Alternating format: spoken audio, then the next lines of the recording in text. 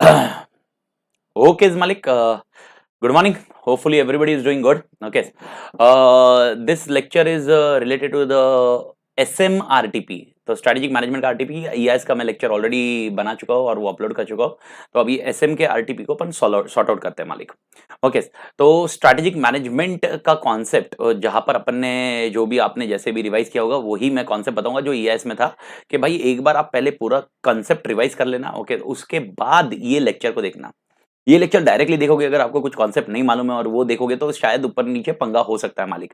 तो make it sure आप थोड़ा सा अपने एंड पे एक बार, आई एम नॉट टेलिंग पूरा याद आना चाहिए आपको, लेकिन डेफिनेटली एक बार आपका गो थ्रू हो उसके बाद ये लेक्चर देखने का पॉइंट रहेगा तो बेटर ऑप्शन है, बिकॉज ये सारे सारे चैप्टर्स को कवर करता है मालिक। ओके, एंड डेफिनेटली इस बार का एसएम के आरटीपी में जो इंटीग्रेटेड केस स्टडी इन्होंने दिया है, okay, that case study is again a very good conceptual point two solve. मतलब बहुत बड़ी दी है, बहुत बड़ा पॉइंट है, सिमिलर टू ईआईएस जो मैंने आपको समझाया था कि भाई केस स्टडी कितना भी बढ़ाने दो, ओके, जब क्वेश्चन आंसर आते हैं तो शायद मतलब अगर देखें ना तो उसका एक हाथ दो पॉइंट उसमें इंपैक्ट रह सकता है। तो उसी तरह एसएम में भी वही पॉइंट है, जो अपने को थ्योरेटिकली पढ़ चुके हैं, कॉन्सेप्चुअली जो पढ़ चुके हैं वो अपने लिए मेनली इंपैक्ट रखेंगे, लेकिन फिर भी केस स्टडी का रिलेवेंस कुछ ना कुछ रहेगा। तो वो अपन अभी आज के लेक्चर में वो देखते हैं मालिक। ओके, तो let's start with your SM RTP. Okay, again November 2020 की आरटीपी है ये। ओके, एग्जामिनेशन आगे पीछे हो चुके हैं आपके, तो जैसे भी रहेगा, okay, same scenario, make it sure, be clear that you should be confident that boss अपना मोटिवेशन लेवल, अपना परफॉर्मेंस लेवल कहीं पर भी डाउन नहीं होना चाहिए मालिक। ओके, तो सबसे पहले सॉल्व करते हैं। आपके पास ऑलरेडी आरटीपी होगी। आपका सबसे पहला, ये मैं पेज नंबर 14 पे हूं, आरटीपी के पेज नंबर 14 पे अपन बात कर रहे हैं मालिक। सबसे पहला क्वेश्चन केस स्टडी का, इंटीग्रेटेड केस स्टडी जो एमसीक्यू के साथ में है मालिक। तो सबसे पहले एमसीक्यू का इंटीग्रेटेड केस स्टडी। ओके, तो पहले केस स्टडी दी हुई है और उसके बाद उनके क्वेश्चन चालू किए, तो सबसे पहले केस स्टडी को एक बार पढ़ लेते हैं वापस। मेरा एमसीक्यू में ज्यादा टाइम जाएगा, ये आपने पिछले ईआईएस के लेक्चर में भी देखा, बिकॉज मैं एक एक चीज उसके इवैल्यूएशन क्राइटेरिया समझाते बैठता हूं, तो एमसीक्यू के लिए थोड़ा सा ज्यादा टाइम रहेगा। बाकी जब थियोरेटिकल क्वेश्चन आएंगे तो इसमें ज्यादा कॉन्सेप्ट समझाने वाला पॉइंट नहीं होगा, जो आंसर होगा वही आंसर होगा, लेकिन हाँ उसके आउटकम क्यों आए वो अपन बात करेंगे मालिक। क्वेश्चन 1 केस स्टडी के बेस पे, Connect Private Limited, a Mumbai-based company, is launching a smartphone under the brand name of Poppy. Oh man, Poppy bhai, Poppy bhai. Okay, Poppy. The company recognizes plethora of options that customers have from Chinese manufacturers, flooding the smartphone landscape. यानी उन्होंने वो एक connect private limited company है जो smartphone launch करने वाली है, और स्मार्टफोन वो एक ब्रांड नेम है पॉपी, उसके अंडर लॉन्च करने वाली है। उनको ऑलरेडी पता है एक सबसे बड़ा डर है स्मार्टफोन्स फ्रॉम चाइना। उन्होंने अपने कॉम्पिटिटिव लैंडस्केप की पढ़ाई की हुई है, यानी अगर आप देखोगे चैप्टर 2 में अपने जब पढ़ा था कॉम्पिटिटिव लैंडस्केप, तो उन्होंने उसकी पूरी पढ़ाई कर रखी है। उनको मालूम है चाइना का सबसे बड़ा इंपैक्ट है, उनके जो कॉम्पिटिटर है वो चाइना का सबसे बड़ा इंपैक्ट रहेगा उनके लिए। With recent COVID-19 pandemic hurting the global sentiments towards Chinese product, the company plans to play the patriotic card and advertise Poppy as a Desi smartphone of India. Okay, perfect concept. आज के date में अगर अपन देखा जाए तो सबसे ज्यादा जो कॉन्सेप्ट के लिए पॉइंट चला है वो है आत्मनिर्भर होने का कॉन्सेप्ट। मोदी जी ने जो कॉन्सेप्ट लाया उसी कॉन्सेप्ट की बात करते हैं, आत्मनिर्भर। तो इसी के ऊपर प्रोडक्ट बिक रहा है। अगर अपन देखें तो आज के डेट में अगर आपके पास दो प्रोडक्ट रहते हैं, एक मेड इन चाइना लिखा रहता है और एक मेड इन इंडिया लिखा रहता है, डेफिनेटली 1% तो ऐसा इंक्लाइन। पहले तो क्या अपन सोचते ही नहीं थे, अपन तो बहुत बेस्ट प्रोडक्ट देखते थे और ये देखते थे कि बाहर वाला ही बेस्ट प्रोडक्ट होगा। लेकिन आज के डेट में अपना ऐसा पॉइंट आता है, अपना ऐसा मोटिव आता है, नहीं नहीं भाई मेड इन इंडिया। ओके, मैं एग्जांपल मेरे एंड पे भी मैं बात कर रहा हूं। मतलब बॉस के हेडफोन्स मैंने देखे थे, जब बॉस के हेडफोन्स मेरे को एक हेडफोन्स मंगाने थे, तो बॉस के हेडफोन्स मैंने देखे थे तो वो मेड इन चाइना था। ओके, एंड सोनी वाला मेड इन ताइवान, और ताइवान ये किधर का तो था वो एक पर्टिकुलर पॉइंट का। तो मेड इन इंडिया वाला तभी कोई प्रोडक्ट अवेलेबल था नहीं मेरे को। तो डेफिनेटली आई एम मतलब मैंने ये एंश्योर किया, ये जब कोविड-19 का पैंडेमिक हिट हुआ तभी, ओके, आई एंश्योर दैट कि भाई चाइना का कोई प्रोडक्ट नहीं मंगाने, भाई चाइना को कैसे भी फॉर्म में पैसे नहीं जाने चाहिए, ये एंश्योर किया। And that is what this company is actually using this, and this is a way. अगर आज के डेट में कोई बिजनेस में एंटर करना चाहता है तो दो तीन चीजें हैं। ओके, सबसे पहली चीज उसमें से यही है कि मेड इन इंडिया का प्रोडक्ट है, आत्मनिर्भर प्रोडक्ट है। ओके, और इसमें आप इन्वेस्ट कीजिए, ये सारा पैसा अपने अपने पास ही रहने वाला है, ये कॉन्सेप्ट पे वर्क कर रहा है। ठीक है, Strategic aim of the company undertook an industry analysis. Strategic arm, मैं aim नहीं है, strategic arm of the company undertook an industry analysis and reported that budget phone segment was overtaken by Chinese brand completely. However, the low segment smartphones were still open for exploration. Thus, the company planned to enter in the market in two models, Poppy A, Poppy B. Okay, Poppy A and Poppy B, price at 4,500 approximately and 5,500. यानी ये लोग को समझ में आ चुका है, इन्होंने पूरी स्टडी करने के बाद समझ गया कि भाई जो बजट सेगमेंट, देखो हाई सेगमेंट में ये लोग एंटर कर ही नहीं रहे, बजट सेगमेंट वाले स्मार्टफोन से ऑलरेडी चाइनीज लोगों ने मार्केट खा चुका है, तो हम लो वाले कॉस्ट वाले स्मार्टफोन्स में एंटर करते हैं, लो वाले कॉस्ट में जाना है। ठीक है मालिक, सेकंड पैराग्राफ भी अपने दिमाग में बैठ गया। तो पहले पैराग्राफ में मेक इन इंडिया का कॉन्सेप्ट इन्होंने समझाया, सेकंड पैराग्राफ में ये लोग ने बोले लो कॉस्ट सेगमेंट में जाना है। ठीक है, the company is also aware that their product can easily be imitated at same costing as well as pricing, and thus the very essence of their product can be lost. Very important point, ये आपने बहुत अच्छे से दिमाग में रखना है। भले इसका केस स्टडी में क्या इंपैक्ट है नहीं है मालूम नहीं मेरे को, लेकिन ये पॉइंट को आपने ध्यान में रखना है। यानी ये पॉइंट इनकी कोर कॉम्पिटेंसी नहीं है मालिक, ये पॉइंट ये समझने शुरू हो। यानी ये लोग जो प्रोडक्ट निकाल रहे हैं, ये जो फोन निकाल रहे हैं, जो लो कॉस्ट फोन निकाल रहे हैं, ये कोर कॉम्पिटेंसी नहीं है। ये पूरा पॉइंट, ये पूरा प्रोडक्ट पूरी तरह इमिटेट किया जा सकता है और ऐसे ही लो कॉस्ट में बेचा जा सकता है। ओके, यानी इनके लिए बहुत बड़ा इंपैक्ट होगा मालिक। A team of marketing professional was hired to tackle this issue. The solution they suggested was to take the first mover advantage by spending huge sums in advertising and promotion. यानी इनके marketing team वैसे भी खर्चे की बात करता है, marketing team दूसरा कुछ करता ही नहीं है भाई, लेकिन मार्केटिंग टीम ने इनको सजेशन दिया है कि भाई एक काम करते हैं, अपन पहले बंदे रहते हैं जो एंटर करने वाले हैं, बहुत जन आएंगे इमिटेट करेंगे, लेकिन हम पहले रहेंगे जो मार्केट में एंटर करेंगे, इसीलिए दो हम लोग ने एडवांटेज लेना चाहिए पहला। ओके देन देखो, ऐसे ये आप देखोगे ना तो मतलब ऐसा रहता ही एसएम में, ये मैंने एग्जांपल पहले आपको तभी एग्जाम एसएम के टाइम पे बताया हुआ है। ओके, आप एयरलाइन बुकिंग्स करो, ओके, बहुत सारे वेबसाइट्स आ चुके हैं, multiple websites are there, but one of the most prominent website which come into my mind, my और many of them mind, is one is MakeMyTrip और Goibibo, because these were the first one to enter into market. तो logically अगर आज अपने को कुछ online booking करनी है तो अपने दिमाग में प्रोमिनेंटली वो नाम आता है, क्यों आता है? Because first one to enter. यही लॉजिक ये लोग बता रहे हैं कि फर्स्ट वन टू एंटर हो जाओ, प्रोमिनेंटली आपके दिमाग में ये रहेगा। मेरे को बताओ, पानी की बोतल लेते वक्त आप क्या बोलते हो? ओके, बहुत रेयरली अपन बोलते हैं एक्वाफिना देना या दूसरा देना, अपने दिमाग में क्या आता है भाई? Bisleri, because Bisleri was first into enter into product, मतलब first enter into market. Okay, तो कॉन्सेप्चुअली आपको ये पॉइंट वो लोग यूज कर रहे हैं मालिक। तो ये तीसरा पैराग्राफ भी मेरे ख्याल से समझ गया आपको। चौथा paragraph, based on sound consciousness of the competition from huge money backed international players, the company decided to manufacture smartphones, covers and accessories with the same desi tag along with Poppy smartphones। यानी इन्होंने और एक चीज decide की है कि भाई हम लोग एसेसरीज भी बनाएंगे। ठीक है मालिक, accessories. This shall help them mitigate the risk of being completely thrown out of the business. Consequently, they invested a fairly good amount in manufacturing of these accessories. यानी और एक पैराग्राफ में क्या बताया जा रहा है कि इनको डर है कि पॉपी ए, पॉपी बी नहीं चल सकता या फेल हो सकता है या मार्केट से पूरे कंप्लीटली आउट हो सकते हो, इसीलिए इन लोग ने फोन की एसेसरीज का भी मैन्युफैक्चरिंग चालू किया, बहुत सारा पैसा फ्लड किया, इंटरनेशनल फंडिंग आई है इनको और वो सारा पैसा फ्लड किया into manufacturing process of accessories also. ठीक है मालिक।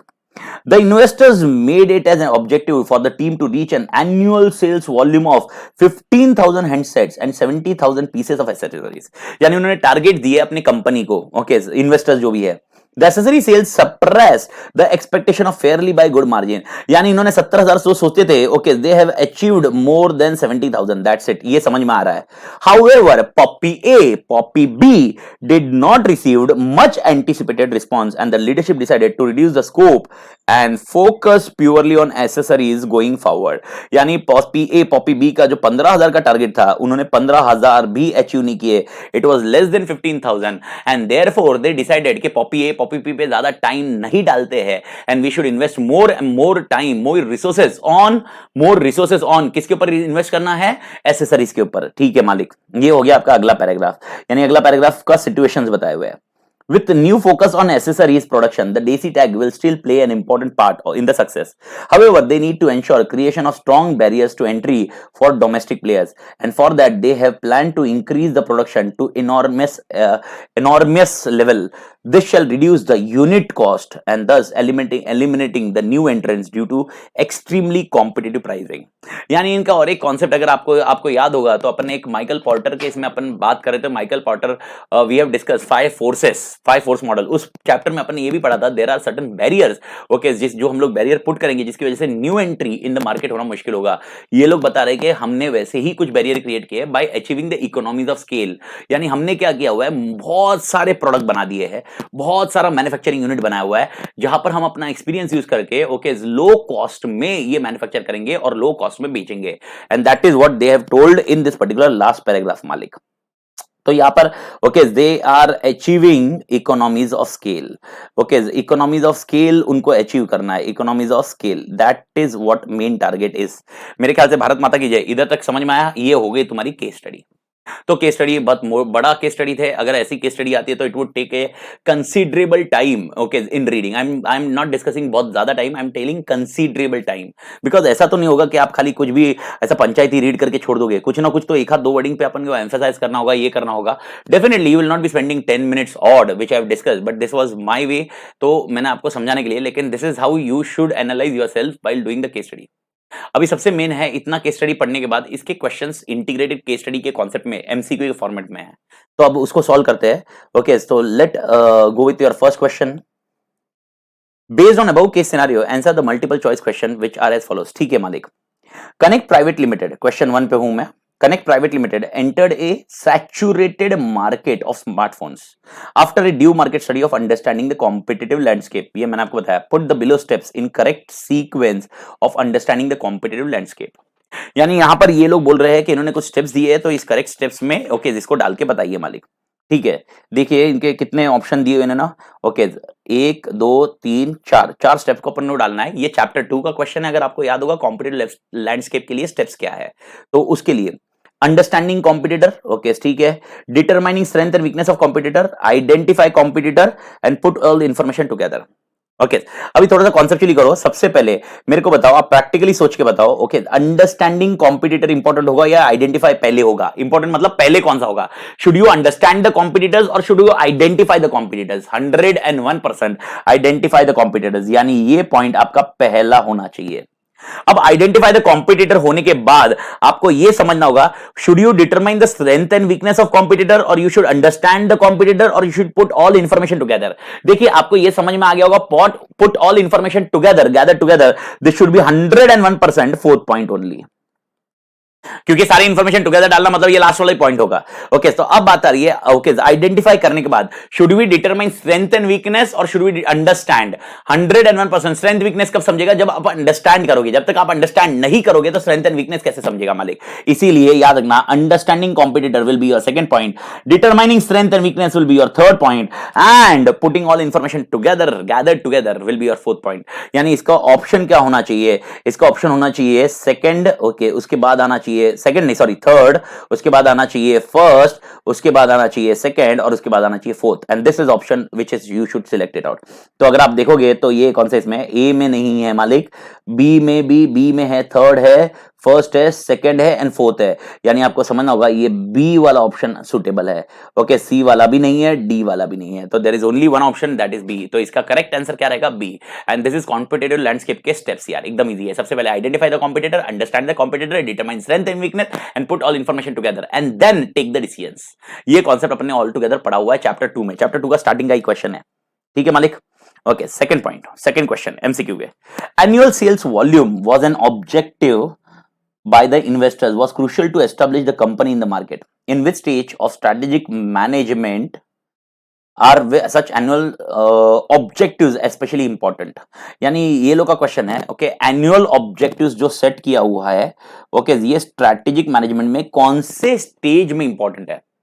स्ट्रैटेजिक मैनेजमेंट के मोटा मोटी स्टेप्स आपको सबको याद आने चाहिए. One is strategy formulation, one is strategy implementation and one is strategy evaluation and control. तो सबसे पहला पॉइंट अपना क्वेश्चन ये आता है, स्ट्रेटजी इवैल्यूएशन कंट्रोल तो मेरे को कोई प्रॉब्लम नहीं है, because strategy evaluation and control आपको याद होना चाहिए। ओके, उसके अंदर अपन ने टारगेट अचीव किया या नहीं किया, that is what we will be checking out. But what about strategy formulation and strategy implementation? Our main concern will be strategy formulation. अगर आप देखोगे तो उसके अंदर भी इन्होंने यही दिया options, formulation, control, evaluation and implementation. और अगर इसका करेक्ट सीक्वेंस बताऊं तो पहला फॉर्मुलेट करते हैं, फिर इंप्लीमेंट करते हैं, उसके बाद इवैल्यूएट करते हैं, और उसके कंट्रोल एंड इवैल्यूएशन साथ में रहता है। ये 3 पॉइंट में अपन स्ट्रेटजिक मैनेजमेंट फॉलो करते हैं। तो सर कंट्रोल एंड इवैल्यूएशन का तो पॉइंट ही छोड़ दो, यानी कंट्रोल एंड इवैल्यूएशन में तो अपन कोई वैसे टारगेट सेट नहीं करते, टारगेट जो सेट किया है उसको कंपेयर करते हैं और इवैल्यूएट करते हैं कि टारगेट अचीव हुआ कि नहीं हुआ।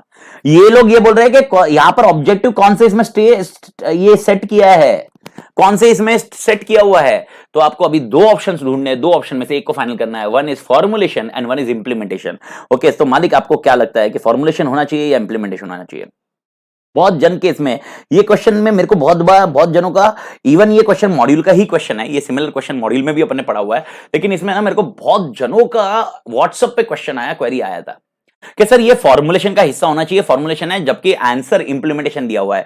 तो मैं आपको बता दूं इसका करेक्ट आंसर इंप्लीमेंटेशन ही है मालिक, फॉर्मुलेशन नहीं है। इसका करेक्ट आंसर फॉर्मुलेशन नहीं है। ये दोनों में कंफ्यूजन होता है, लेकिन मैं आपको बता दूं कंफ्यूजन होने का सवाल ही नहीं उठता। There is nothing to confuse because their answer is implementation. तो सर फॉर्मुलेशन में क्या किया जाता है, फॉर्मुलेशन में क्या करते हैं, प्लीज डू अंडरस्टैंड एकदम clear cut. Formulation is more concern और more related with vision.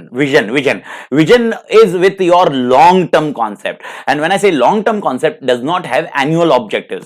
Long term concept will always have 5 year 10 years objective. यानी अगर मैं फॉर्मुलेशन की बात करूं तो ये 5 साल, ओके 10 साल ये कॉन्सेप्ट रहा तो आप फॉर्मुलेशन में जाइए। लेकिन 1 से 3 साल की बात आ गई, 1 साल, ओके 1.5 साल, ये टारगेट बिठाने पड़े तो 100% ये इंप्लीमेंटेशन के सिनेरियो है। यानी एक छोटा सा एकदम सिंपल आंसर में बात करें तो long term objectives and short term objectives, long term objectives will be defined in formulation and short term objectives will be defined in implementation. यानी फॉर्मुलेट कर दिया कि भाई अपने को इतना करना है। ओके, कंपनी के इन्वेस्टर जो भी बोलेंगे वो लॉन्ग टर्म ऑब्जेक्टिव्स के हिसाब से बोले तो 5 साल 10 साल के कॉन्सेप्ट में होता है। तो वही कॉन्सेप्ट आपको यहां पर याद रखना है कि सेकंड पॉइंट में अगर कहीं पर भी आपको एनुअल या ईयरली कॉन्सेप्ट आया है तो याद रखना it is not formulation, it is implementation. भले वो टारगेट्स है लेकिन स्ट्रेटजी इंप्लीमेंट करते वक्त वो टारगेट दिया है 1 साल का।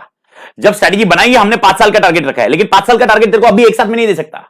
ओके, तो तेरे को 1-1 साल का देना पड़ेगा। बेस्ट एग्जांपल, तेरे को सीए करना है लेकिन तेरे को सबसे पहले टारगेट होगा फाउंडेशन कर, फाउंडेशन क्लियर हुआ तो दूसरा टारगेट देता हूं, फिर इंटर कर, और इंटर क्लियर हुआ तो फिर तीसरा टारगेट देता हूं, फाइनल कर, और उसके बाद तेरा मेन टारगेट अचीव होगा।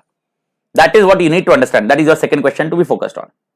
Third, following the sales number reported at the, मेरे ख्याल से सेकंड एकदम क्लियर होना चाहिए सबके लिए मालिक। Following the sales number reported at the end of the year, the leadership took serious strategic viewpoint or standpoint to move forward and shift to a new core business which was more profitable. Under which of the following category of business strategy can the decision be categorized? ये लोग क्या बोलते हैं, इनको मालूम, जैसे ही मालूम पड़ा 1 साल के बाद, जैसे सेल्स नंबर अपन ने ऊपर लिखा ना सेल्स नंबर, ये सेल्स नंबर, ओके यार ये तो 70,000 के ऊपर चला गया और एक 15,000 भी टच नहीं हुआ, ये सेल्स फिगर, इनको जैसे ही मालूम पड़ा सेल्स फिगर है तो इन्होंने डिसीजन लिया। डिसीजन क्या लिया कि पूरी तरह कोर बिजनेस की तरफ शिफ्ट करते हैं जो मोर प्रॉफिटेबल है, यानी हम लोग एसेसरीज पे शिफ्ट कर जाते हैं, ओके मोबाइल फोन्स को छोड़ देते हैं।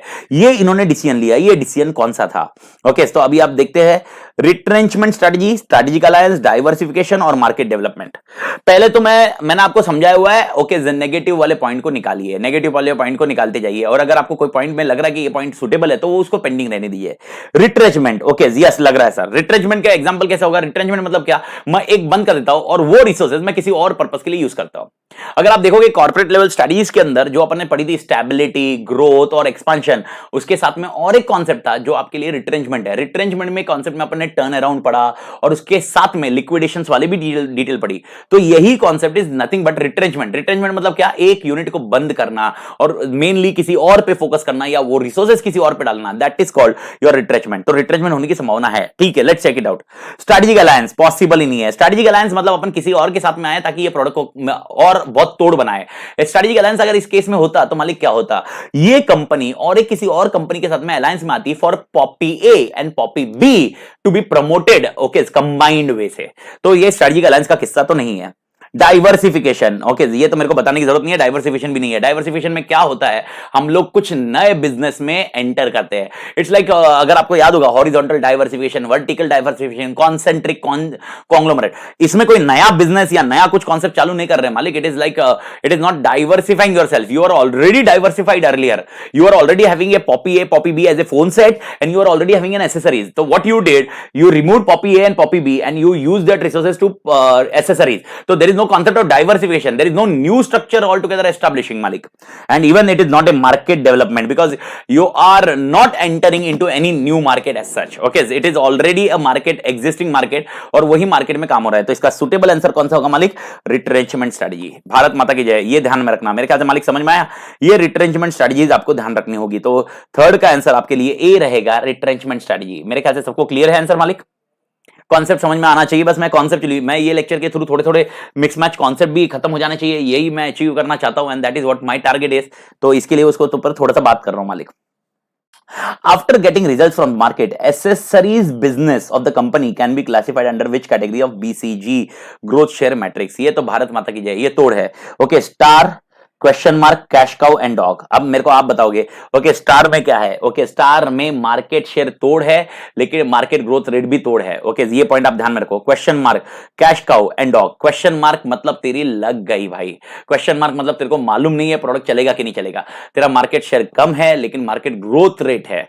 और cash cow, okay, market share और ग्रोथ रेट तेरे पास ही पूरा का पूरा पड़ा हुआ है।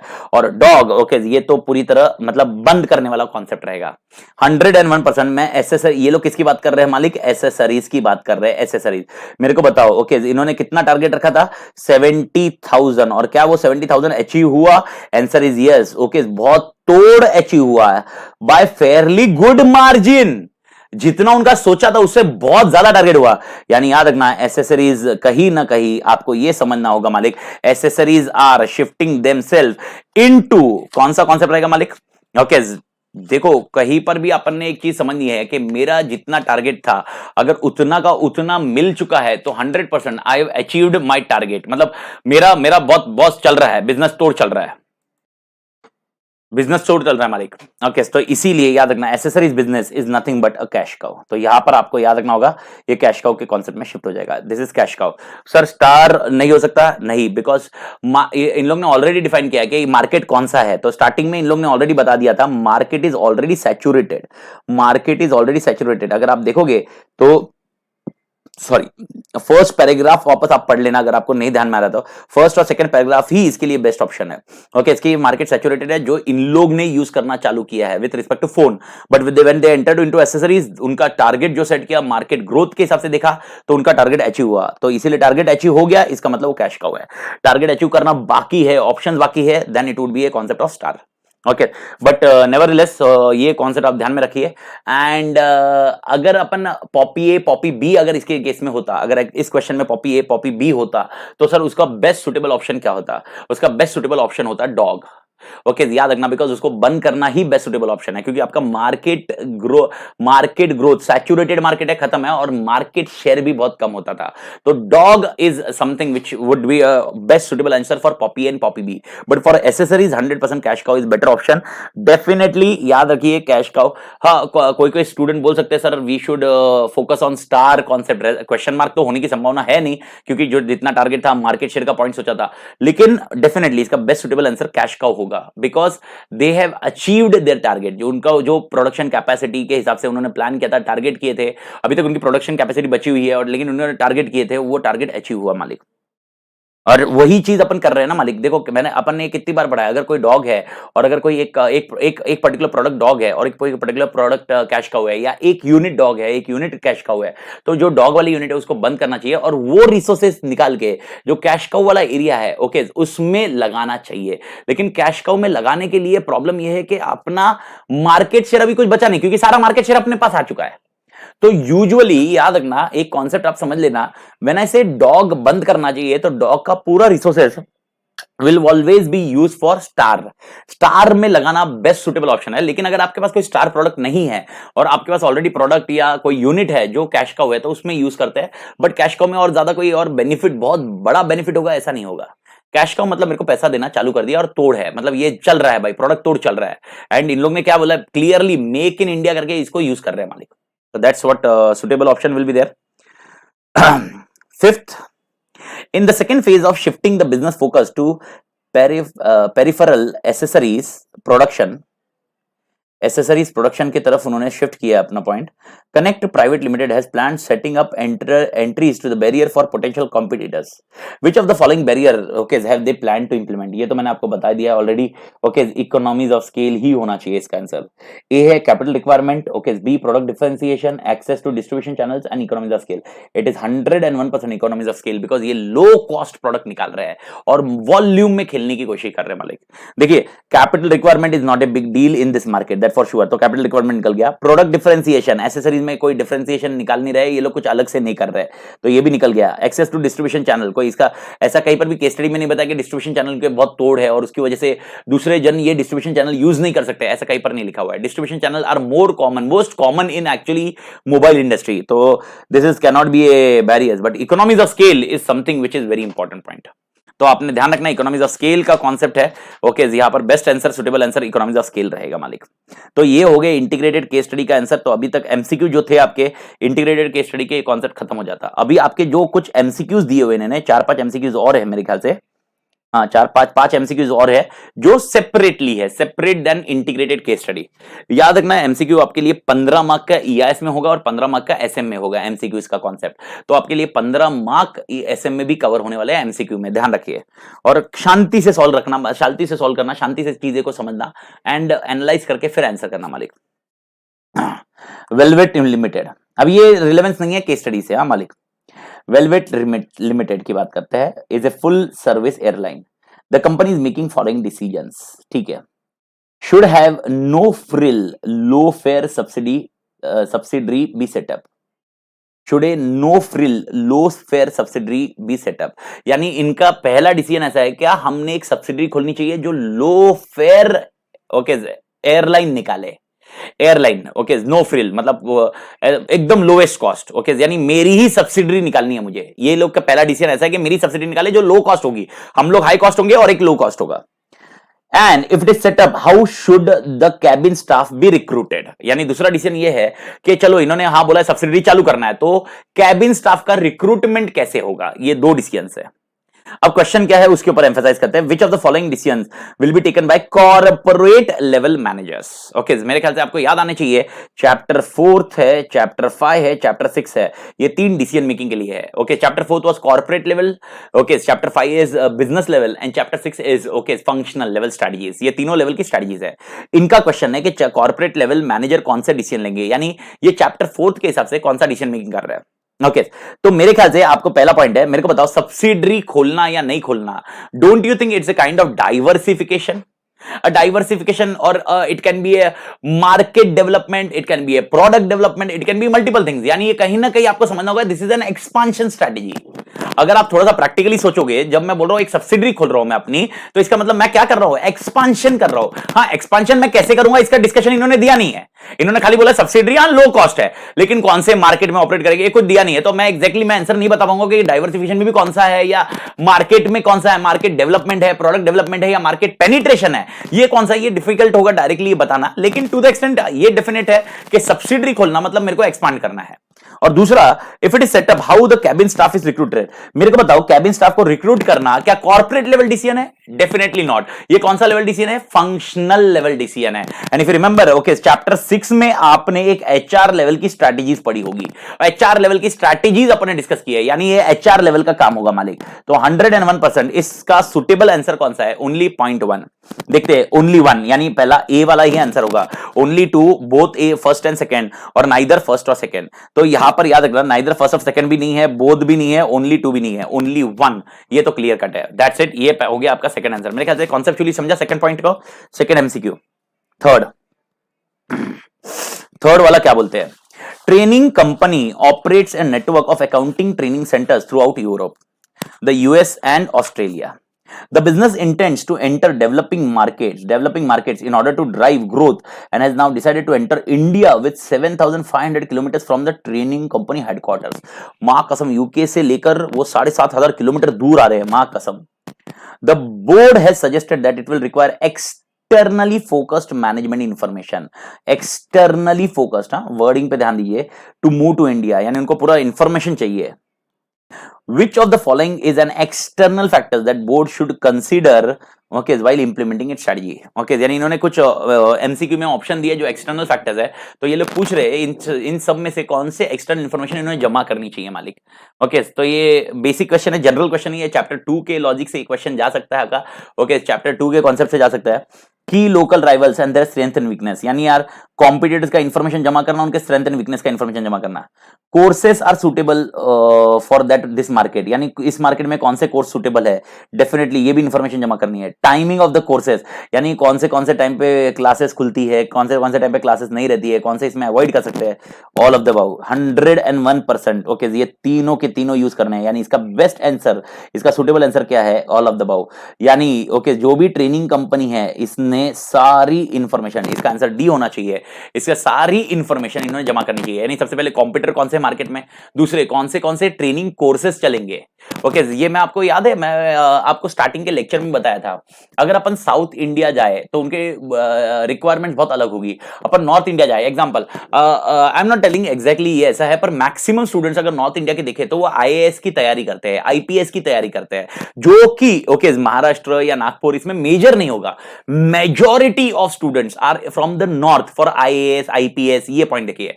आईआईटीज ओके, ये आईआईटी वाले जो कंप्यूटर वाले मैक्सिमम किधर से है, साउथ से है। अगर आप केरला से उठा लो, ओके हैदराबाद से उठा लो, बैंगलोर से उठा लो, यहां से उठा लो, ओके स्टूडेंट्स आप देखोगे तो वो मैक्सिमम वैसे रहेंगे। ओके, जो आईआईटी कोर टेक्नोलॉजी रिलेटेड। और सीए अगर देखेंगे, सीए ओके, मैं वापस बोल रहा हूं, आप कहीं पर भी इस कमेंट को मतलब इस पॉइंट को कुछ ऐसा आड़े टेढ़ा मत लेना, पर समझो ओके, सीए ऐसा नहीं बोल रहा नॉर्थ से नहीं है या साउथ से नहीं है, लेकिन अगर आप देखोगे मैक्सिमम सीए और मतलब ये एरिया बीच का जो एरिया है, महाराष्ट्र हो गया, ओके गुजरात हो गया, राजस्थान हो गया, मध्य प्रदेश हो गया, ओके ये सारे एरिया से मैक्सिमम कोर्सेज जो रहेंगे वो सीए रहेंगे। तो अगर मेरे को क्लास सेटअप करना है तो point two view understand. Okay, example मेरी ऑलरेडी मुंबई में क्लास है, मेरी पुणे में क्लास है, ओके मैं हैदराबाद में क्लास ले रहा हूं, ओके और I am also having a Nashik में भी और एक ब्रांच है। तो अभी थोड़ा प्रैक्टिकली सोचो, अगर मुझे और एक नया ब्रांच खोलना है तो थोड़ा सा थॉट प्रोसेस लगाओ, मैं कहां पर जाऊंगा। ओके, ऐसा नहीं कि साउथ में नहीं है, केरला में स्टूडेंट नहीं है, ऐसा नहीं है, केरला में नहीं है या नॉर्थ में नहीं है, लेकिन टू द एक्सटेंट अपने को वॉल्यूम देखना होगा, वॉल्यूम किस हिसाब से आएगा, कौन सा कॉस्ट इनकर कैसा होगा। Therefore they also want to understand कौन से कोर्सेस ये लोग यूज करते हैं और वो टाइमिंग क्या है कोर्सेस के, that is also very important. Okay, reason उसके हिसाब से वो लोग प्लान कर सकते हैं। ओके, बिकॉज दे आर बहुत दूर है रे यूके से, तो उनको पूरा प्लानिंग स्ट्रक्चर से आना चाहिए, ये तीनों इंफॉर्मेशन जमा करनी चाहिए और उसके बाद ही उन्होंने डिसीजंस लेने चाहिए, दैट फॉर श्योर। ये इंफॉर्मेशन जमा करनी चाहिए, एक्सटर्नल इंफॉर्मेशन के कॉन्सेप्ट में आपको ये याद रखना चाहिए। This is what all together you need to understand with respect to question number 3। मेरे ख्याल से 3 वाला क्वेश्चन पक्का समझा, यानी ये लोग पूछ रहे हैं कि कौन सी एक्सटर्नल इंफॉर्मेशन इनके लिए यूजफुल होगी, and that is what we have discussed. ठीक है मालिक, क्वेश्चन 4। ओके, एंड कुछ भी डाउट रहा तो आप मेरे को टेलीग्राम पे मैसेज कर दीजिए या व्हाट्सएप पे मैसेज कर दीजिए, मैं आपको रिस्पॉन्ड कर दूंगा मालिक। अभी मैंने आपको पिछले लेक्चर में भी या इसके लेक्चर में भी मैंने आपको ये बताया कि अभी जस्ट मैं रिकवर हूँ कोरोना से, तो मैं ऐसा 24/7 रिस्पॉन्ड करने में थोड़ा सा, बिकॉज बहुत ज्यादा मैं काम कर नहीं पा रहा हूँ अभी, तो थोड़ा सा टाइम लिमिट रहेगा। यानी अगर आज आपने मैसेज छोड़ा होगा तो मैं शायद कल रिस्पॉन्ड करता हूँ, या एक आध दिन आगे पीछे रिस्पॉन्ड हो रहा है, तो भाई उतना सा अंडरस्टैंड कीजिए, आप ये फैक्टर समझ लीजिए। Because during this time also I understood many things यार इन लाइफ। तो कोविड-19 के टाइम पे मेरा बहुत मतलब एक्सपीरियंस भी मेरे को समझ में आया, मेरे को बहुत सारी चीजें समझ में आई। ओके, बीमारी का एक्सपीरियंस में तो मैं तोड़ ही हूँ, 2012 से ही ले रहा हूँ, बहुत तोड़ एक्सपीरियंस। तो कोविड ने और एक नया एक्सपीरियंस दिया, उससे ज्यादा कुछ है नहीं, पर ये नया एक्सपीरियंस में भी मेरा ऑलरेडी 2012 का वर्स्ट एक्सपीरियंस है, तो मेरे को ज्यादा कोई ऐसा मतलब ठीक है, फियर नहीं था, ऐसा नहीं था, पर ठीक है। बट यहाँ पर मैं मतलब मैं ऐसा नहीं बोल रहा सारे students, but definitely majority of students, सब लोग ने मेरे को गेट वेल सून ये सब मैसेज ड्रॉप किए। वो मैं बहुत कंफर्ट जोन रहता है, because Covid is 50% mind game है मालिक, माइंड गेम है। तो मैक्सिमम स्टूडेंट, मतलब मैं बोल रहा हूँ मोर देन 50-60% स्टूडेंट्स मेरे को ऐसे मैसेज आए, sir get well soon, tension मत लो सर, रिलैक्स रहो, बस आप ठीक हो, आपके लिए दुआ करते हैं भाई। बहुत फैक्टर रहता है, ये बहुत इंपॉर्टेंट रहता है यार। आज के because of this technology world, आज यूट्यूब पे सारी चीजें अवेलेबल रहती है, सारी चीजें ये होती है ना, तो मेरे को ऐसा कहीं ना कहीं लगता है द इंपॉर्टेंस नहीं बोल रहा हूँ, वो एक एक इज्जत का पॉइंट रहता ना यार। सर आप टेंशन मत लो, आप हम आपके साथ है सर, आप टेंशन मत लो। I am not expecting anything, मैं नहीं चाहता कि तुम मेरे घर पे आओगे कोविड में आने गले मिलोगे, ऐसा थोड़ा ना होगा। बट एक एक फैक्टर रहता है यार, सर टेंशन मत लो, रिलैक्स रहो सर, हम सब ये कर लेंगे। पर उसमें एक 30-40% कैटेगरी स्टूडेंट ऐसे भी थे, मैं लिटरली बता रहा हूँ, मतलब इतना फ्रस्ट्रेशन लाया मेरे को लाइफ में, और उससे उस बात से ना ये मतलब मेरे को ये कैरियर मतलब teaching, when I enter into teaching, my earlier logic was entering because of मेरे को एक्टिंग एंड अदर थिंग का पॉइंट था, इसकी वजह से मेरे को ये कैमरा के सामने काम मतलब बहुत मजा, अलग अलग ही चीज थी। But to the extent when I enter into this profession, I understood what is an importance of this. ये बहुत बहुत तोड़ है मेरे को, और ये मेरे बचपन से रहा है यार। टीचिंग करियर में मैं टीचर से बहुत अटैच था, बिकॉज यही लोग हैं मालिक, मतलब टीचर्स ही है। आज मेरी बचपन की टीचर है जिन्होंने भाई मेरे को आज ये फॉर्म में तैयार किया है यार। आई एम नॉट एक्सपेक्टिंग कि भाई तुम आके ये टाइम चला गया, आदमी एक पॉइंट था मालिक, ओके, जब है ना टीचर के जो स्टूडेंट्स आते ना टीचर के पैर पड़ते थे, वो टाइम चला गया। आई am not expecting this, nor because मेरी बेटी भी, मैं देखूंगा सारी चीजें वैसे ही है ना यार, तो मेरी बेटी भी इस एरा में एंटर कर चुकी है जहां पर ये वो नहीं करती, तो आई am not expecting that. But at least अगर मैं आपको मैसेज करता हूं, अगर आपने क्वेरी कुछ दी है मेरे को और मैंने मैसेज किया कि भाई मेरे को कोविड हुआ है, तो what will I expect from you? आपका आंसर ये एक्सपेक्ट करूंगा कि sir please get well soon, आप अभी टेंशन मत लो, आप पहले देखो। और उसमें मैं रिस्पॉन्ड भी ये कर रहा हूं, मेरी पूरी फैमिली कोविड पॉजिटिव थी, जिसमें मेरा बापू, मेरा 1.5 साल का बेटा, मेरे डैड 70 इयर्स, हाई डायबिटीज। अरे मजाक था क्या? इमेजिन करो, वो स्टूडेंट मेरे को रिस्पॉन्ड करता है कि वापस प्लीज मेरा क्वेरी तो सॉल्व कर दो ना सर। अरे मैं हाई फीवर में हूं, मैं तेरे को ये रिस्पॉन्ड इसलिए कर रहा हूं कि मैं मैसेज इसलिए देखता था, कहते कि माइंड थोड़ा सा रिलैक्स हो, और स्टूडेंट का जैसे ही आता ना सर गेट वेल सून, अरे फील अलग होता है यार। मैं बोल रहा हूँ 50% मेरा माइंड गेम चल रहा था, वो बहुत major impact. And boss 17 days into fever यार, 17 दिन फीवर में था भाई मेरे, बहुत बहुत बड़ा इंपैक्ट रहता है यार। तो आज जो मैं देख रहा हूं ना, ये मैं बहुत बुरा लगता है। कभी स्टूडेंट है ना गाली लिखता है, कभी ये बोलता है, ठीक है, मैं भी यूज करता हूँ वर्ड, झंडू यूज करता हूँ, झंपिया यूज करता हूँ, ओके, क्या क्या झंपिया, क्या तोड़, ऐसे वर्ड यूज करता हूँ, लेकिन इट इज मतलब ये थोड़ी मुंबई लैंग्वेज जैसी आती है यार। पर अपन किसी भी इसको गाली देना, ये करना इज नो वे सोल्यूशन यार। अपन प्रोफेशनल एरा में है अपन। मैं नहीं बोल रहा हूँ कि भाई यार तू गाली मत दे, गाली दे अपने दोस्तों के इसमें दे यार, अपन कौन मना कर रहा है यार, सब देते गाली यार। मतलब ये अपने को समझना जरूरी है। तो उसमें वो मेरे को लिखता है यार, गाली लिखता है, बोलते हैं यार सर तुम सब लोग ऐसे सब छोड़ दिए एग्जाम के टाइम पे। अरे तू क्या मजाक समझ रहा है क्या कोविड का मेरे इसमें? और उसके बाद बोल रहे इतना सा सोल्यूशन देना चाहिए आपने। फिर वो एक तो ऐसे लिखता है कि आप बता दो कब ठीक हो गए। अरे अगर मेरे को यही मालूम होता तो भविष्य का तो मैं आगे बता देता था। मैं तो लिटरली बोल रहा हूँ, भगवान कसम बोल रहा हूँ, भगवान कसम, मैंने कम से कम 20-25 जन को तो ऐसे जिन्होंने ऐसे मेरे को रिप्लाई किया ना, मैंने उनको तो ऐसे लिख दिया था, 20-25 जन को तो डायरेक्टली लिख दिया था मैंने, अमित आतिर मर गया। अरे तुम क्या, are you making a joke? मतलब इज्जत नहीं दे, मतलब इज्जत मैं पूरी वैसे नहीं मांग रहा हूँ, लेकिन एटलीस्ट कुछ कर्टेसी तो रखो यार। तो कुछ स्टूडेंट है, एक फोन करता है, ओके, एलडीआर का इशू करूंगा, एलडीआर के तो इतने मैसेज आए, सबको मैंने रिस्पॉन्ड किया। बहुत जन ने मेरे को सपोर्ट किया कि टेंशन मत लो सर, हो जाएगा सब कुछ, ओके। पर बहुत जन, अरे तो पर करना तो पड़ेगा ना सर, कैसे करें? अरे करना तो पड़ेगा, तो तुम पढ़ लो ना, कॉन्सेप्ट सब पढ़ा दिया है, इससे ज्यादा और क्या करेगा? एलडीआर पे क्या है, एलडीआर ही है, थोड़ी ये कोई ऐसा ये रूल थोड़ा ना यार। मतलब वो चीज तो एक स्टूडेंट फोन करता है, यू विल नॉट इमेजिन, मतलब स्वेयर, मतलब वो स्टूडेंट मेरे सामने मिलता ना, मां कसम बोल रहा हूं, मतलब मेरी इतनी सटक गई थी, मतलब मेरा हाथ वाथ भी उठ सकता था उस टाइम पे। वो मेरे को क्या फोन करके पूछता है, सर मैं आपका स्टूडेंट बोल रहा हूँ सर, एलडीआर इशू नहीं किया सर आपने? इसका का स्टूडेंट है, सीए फाइनल का स्टूडेंट है। मैं बोला भाई मैं अभी कोविड से घर पे क्वारंटाइन हूँ, मेरी पूरी फैमिली कोविड हुई, इतना बोला। तो सर आप कब तक इशू करने वाले हो? उसने इतना तक नहीं पूछा, सर आपकी तबियत कैसी है, सर आपको फीवर कैसा है? ओहो सर, मैं नहीं एक्सपेक्ट कर रहा हूं कि तू यार मैं घर पे आ, मैं वही बोल रहा हूं। लेकिन this is was one of the worst ever, and this is only because this is, मतलब जो मेरे को समझ में आ रहा है ना, social media and other things, इज्जत खत्म करना पॉइंट, ये सोशल मीडिया ने कर दिया है।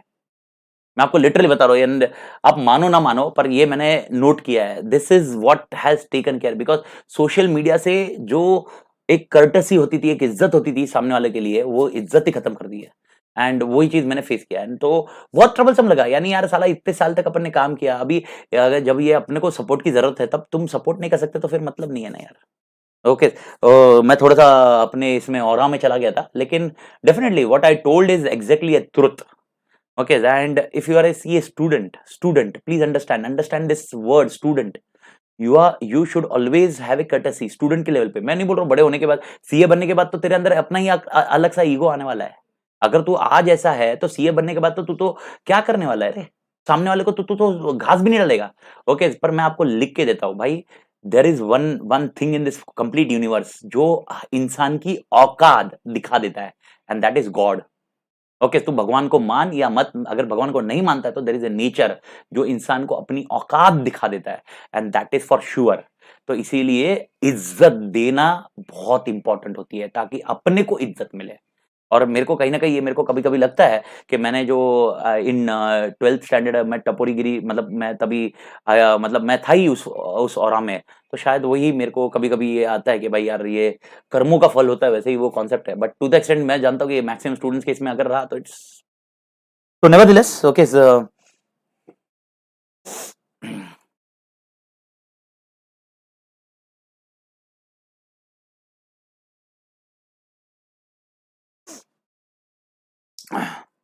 question fourth.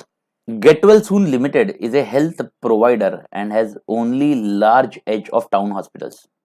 It is considering setting up additional small city centers clinic capable of treating less serious day cases. यानी वो लोग एडिशनल स्मॉल सिटी सेंटर्स तैयार कर रहे हैं जो लेस सीरियस केसेस को हैंडल कर सके.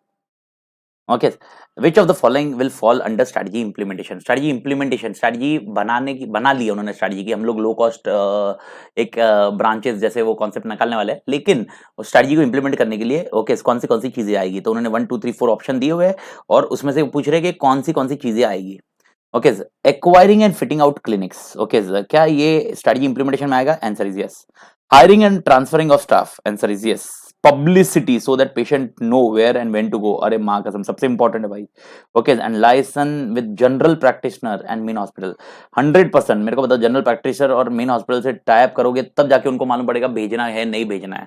तो लॉजिकली देखा जाए तो स्ट्रेटजी इंप्लीमेंटेशन की बात करें, when we discuss about strategy implementation, तो मेरे को बताओ मैंने आपको क्या बताई थी. स्ट्रेटजी इंप्लीमेंटेशन में कौन सी लेवल ऑफ स्ट्रेटजीज आती है?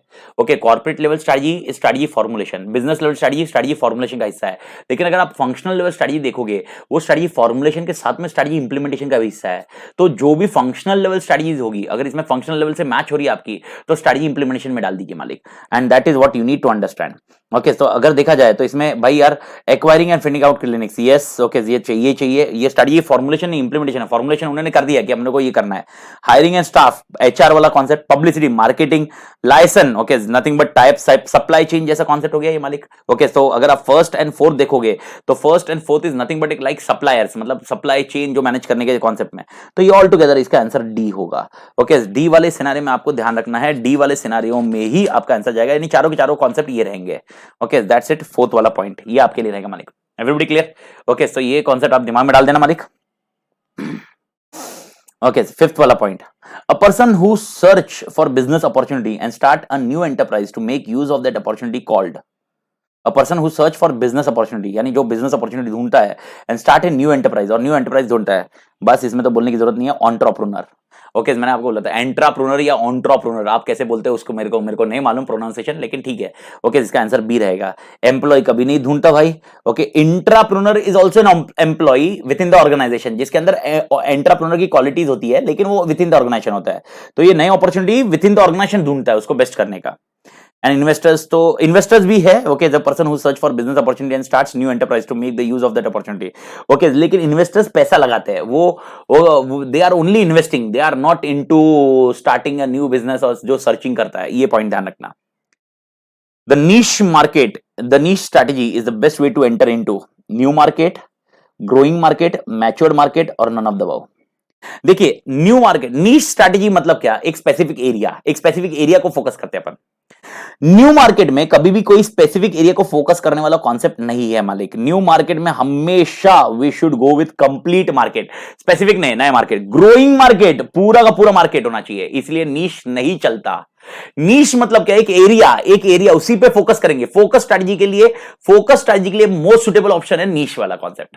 तो इसीलिए अगर अपन न्यू मार्केट है तो फोकस स्ट्रेटजी नहीं यूज करते मालिक, ग्रोइंग मार्केट है फोकस स्ट्रेटजी नहीं यूज करते। फोकस स्ट्रेटजी किधर करते हैं, हमेशा मैच्योर्ड मार्केट।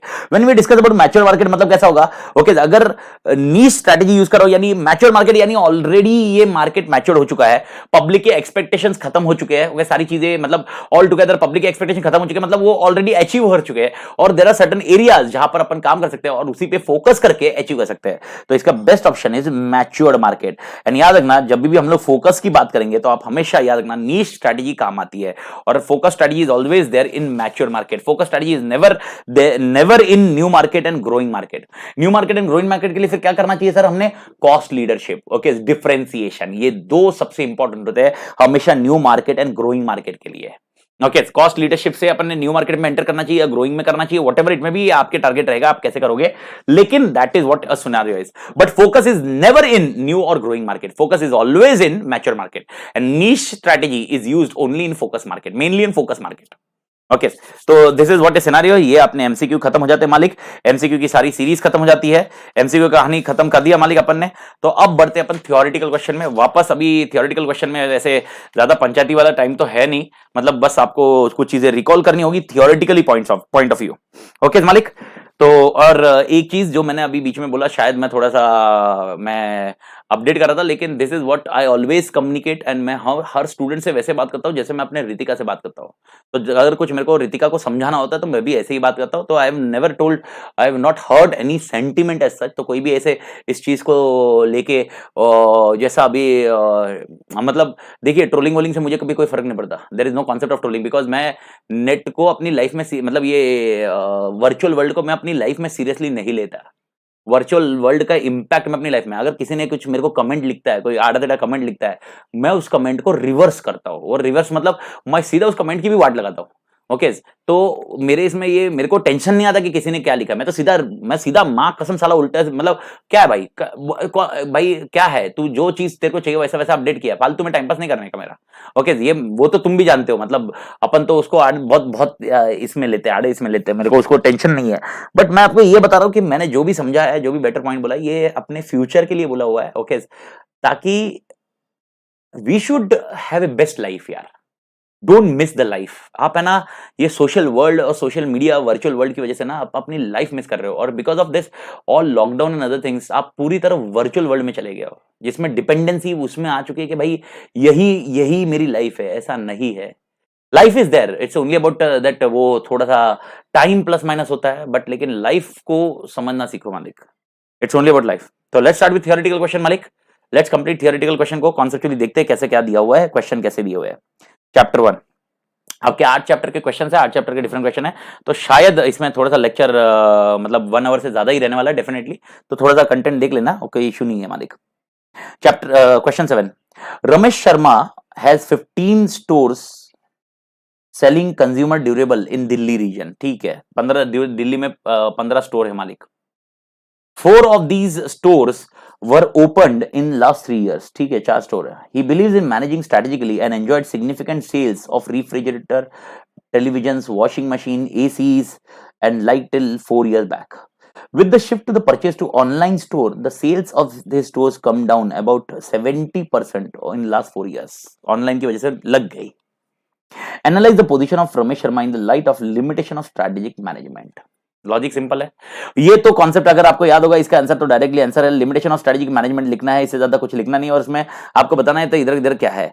सबसे पहला इनको ये समझाना होगा कि भाई यार एनवायरनमेंट जो है वो कॉम्प्लेक्स है, टर्बुलेंट है, याद है। तो रमेश इनका जो एनवायरनमेंट है, because now they are focusing on Delhi region and they are having 15 stores, तो एनवायरनमेंट काफी कॉम्प्लेक्स है, it is not limited to only one location.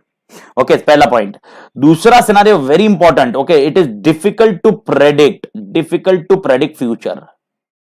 Difficult to predict future, कितना भी कर लो यार, फ्यूचर प्रेडिक्ट करना बहुत मुश्किल होता है यार। तो यहां पर ओके भाई यार, ऑनलाइन स्टोर्स को कितना इंपैक्ट होगा सेल से, ये डिफाइन करना बहुत मुश्किल होगा फ्यूचर में। बिकॉज एग्जांपल बोल रहा हूं, अभी कोविड की वजह से ओके फिजिकल स्टोर्स का इंपैक्ट बहुत हो गया और ऑनलाइन पे इंपैक्ट ज्यादा आ गया, मतलब ऑनलाइन ऑनलाइन सेल्स ज्यादा हो गया और फिजिकल पे आ गया। तो ये it was difficult to predict the future almost in January, कि भाई यार अप्रैल मार्च अप्रैल में तो अपना पूरा दुकान बंद रहेगा, ऑनलाइन ही चलता रहेगा, ये बहुत मुश्किल था। तो पहला point environment is complex, second point is difficult to predict the future, तीसरा अगर आपको याद होगा तो टाइम कंज्यूमिंग प्रोसेस है यार ये। एसएम को limitation, one of the limitation is time consuming process यार, कितना भी कर लो यार। और इसमें सबसे पहला और एक पॉइंट था, इफ रिमेंबर, आप अगर एसएम यूज कर रहे हो सामने वाला भी तो एसएम यूज करेगा ना, तो आप जो स्ट्रेटजी बनाओगे सामने वाला भी तो काउंटर स्ट्रेटजी बनाएगा, ऐसा तो नहीं होगा वो स्ट्रेटजी बनाने वाला नहीं है मालिक। ओके सो ये पॉइंट और एक था आपके दिमाग में रखना चाहिए, और ये बनाना आपके लिए कॉस्टली है, डेफिनेटली टाइम रिसोर्सेज एवरीथिंग जाता है, तो ये कॉस्टली है। तो भाई यार रमेश शर्मा जी ने ये डिफाइन करना चाहिए था कि भाई एक्सपर्ट्स को बुलावे, क्योंकि ये कॉन्सेप्ट एकदम बहुत कॉस्टली लिमिटेशन, मतलब one of the limitation is that strategic management is a costly process. तो भाई इन्होंने एक्सपर्ट को बुला के ये सब काम करना चाहिए था। नेवरदलेस ये 4 लिमिटेशंस आपको ध्यान रखना है, ये आपका डायरेक्ट क्वेश्चन है फर्स्ट चैप्टर 1 का, limitations of strategic management. Okay so 7th question, मेरे ख्याल से 4 पॉइंट आपको सबको क्लियर हो गए कि भाई लिमिटेशंस ऑफ स्ट्रेटेजिक मैनेजमेंट क्या है। ये चारों पॉइंट है। सबसे पहला वो भाई यार environment is complex and turbulent, second point यार डिफिकल्ट टू प्रेडिक्ट फ्यूचर, क्योंकि सामने वाला भी एसएम यूज करेगा, अपन भी एसएम यूज कर रहे हैं, same logic, time consuming process है यार, कितना भी रहा तो रिसोर्सेज जाते हैं, बहुत सारे एफर्ट्स जाते हैं यार, टाइम देना पड़ता है, एंड चौथा सिनेरियो कॉस्टली है। ओके ये होने के बाद आपका क्वेश्चन नंबर 8 है, strategy is partly proactive and partly reactive मालिक। Okay the answer is easy, ये आपका डायरेक्ट क्वेश्चन है, डायरेक्ट आंसर है, आपके टेक्स्ट बुक में दिया हुआ है, टेक्स्ट बुक मतलब टेक्स्ट बुक रिफर कर रहे हो या मॉड्यूल रिफर कर रहे हो, व्हाटएवर इट में भी उसके अंदर कवर है। ओके कभी भी स्ट्रेटजी खाली प्रोएक्टिव नहीं होनी चाहिए, कभी भी स्ट्रेटजी खाली रिएक्टिव नहीं होनी चाहिए, प्रोएक्टिव एंड रिएक्टिव का ब्लेंड होना चाहिए, तब जाके आपकी स्ट्रेटजी की जबरदस्त होगी।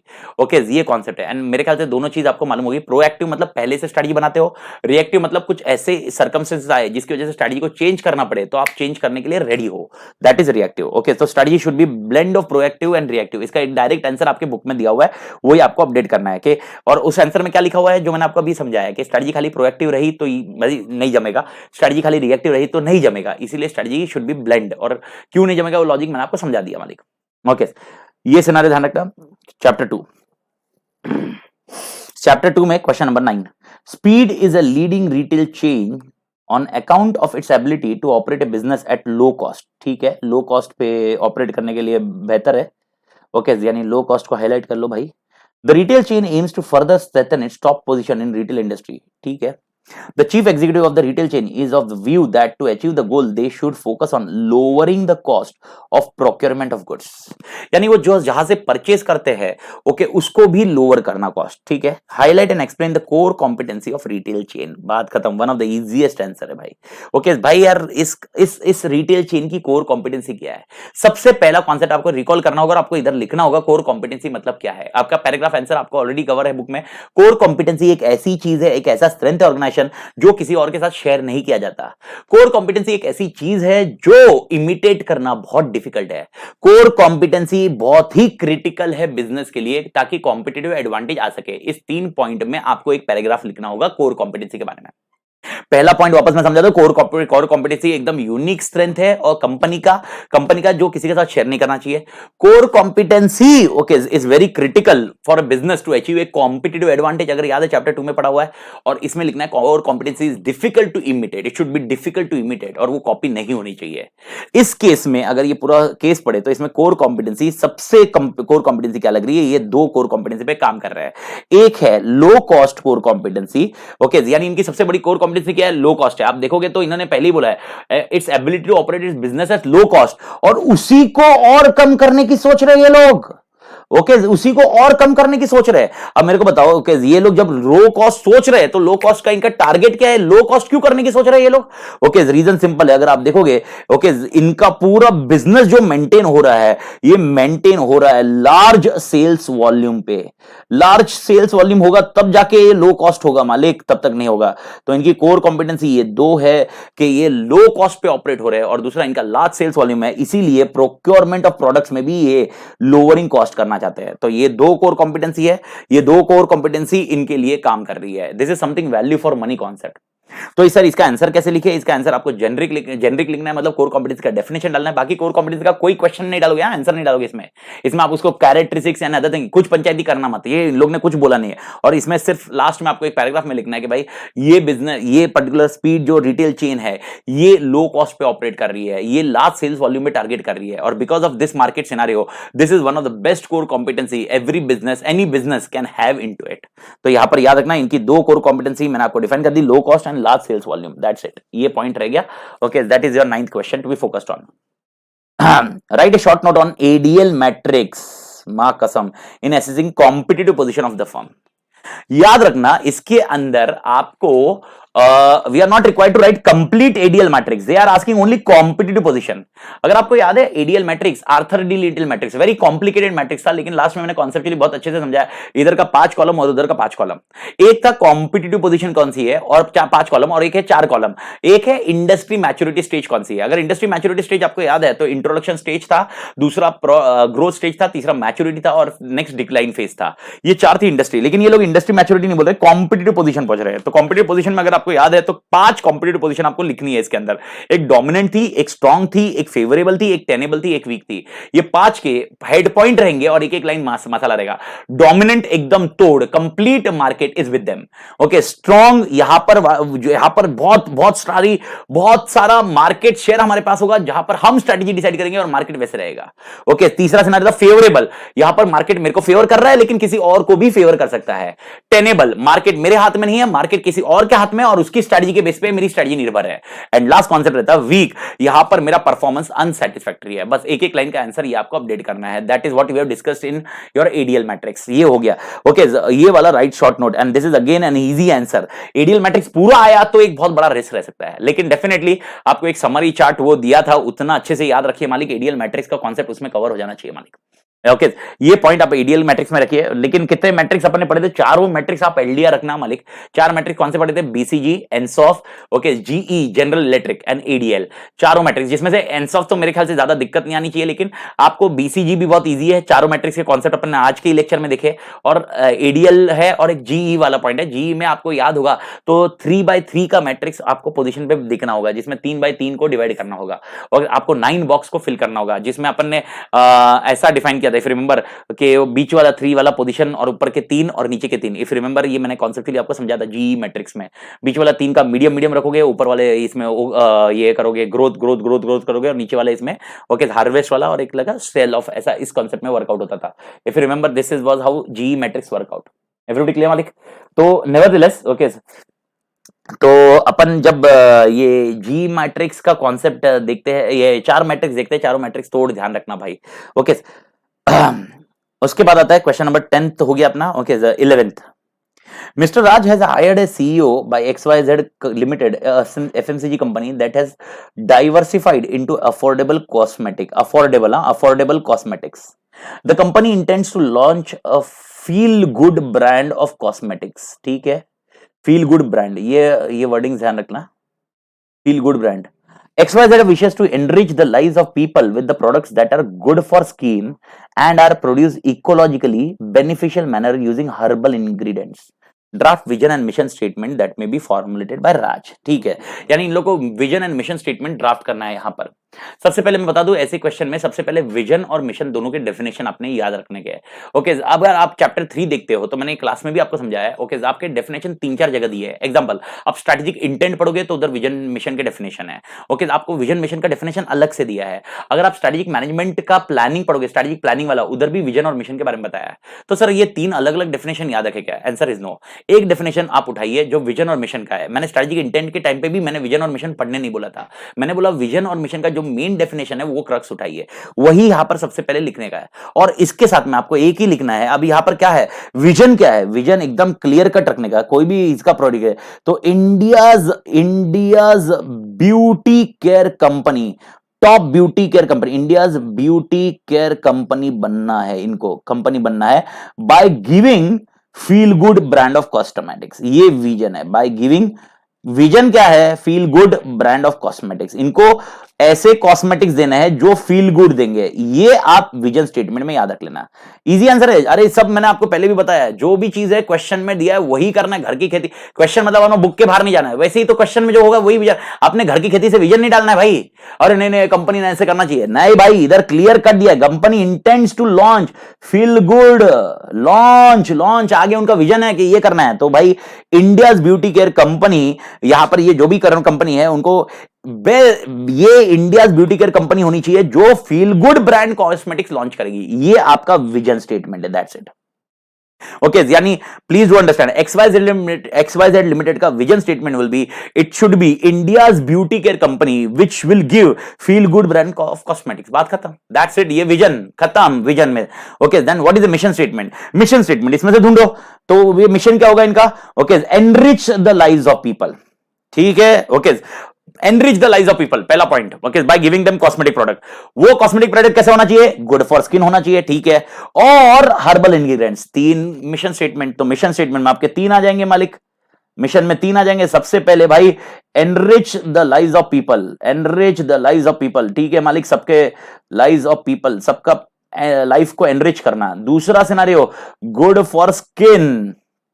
ओके भाई यार, आज के डेट में एनवायरमेंट का इतना इंपैक्ट होता है, स्किन पे इंपैक्ट होता है, तो हम लोग ये चाह रहे हैं कि आपके ये जो कॉस्मेटिक प्रोडक्ट है गुड फॉर स्किन होने चाहिए। और तीसरा सबसे इंपॉर्टेंट पॉइंट, हर्बल कॉस्मेटिक्स हम लोग देंगे। बात खत्म। ओके, कॉस्मेटिक्स, कॉस्मेटिक्स हम लोग देंगे, दैट्स इट। ये तीन है, इसके अलावा तो मेरे को और कुछ लग नहीं रहा है। वापस पढ़ लीजिए, देखिए, mister Raj has been hired as a CEO by XYZ FMCG company that has diversified into affordable cosmetics.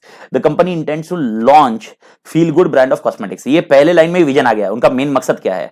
XYZ wishes to enrich the lives of people with products that are good for skin.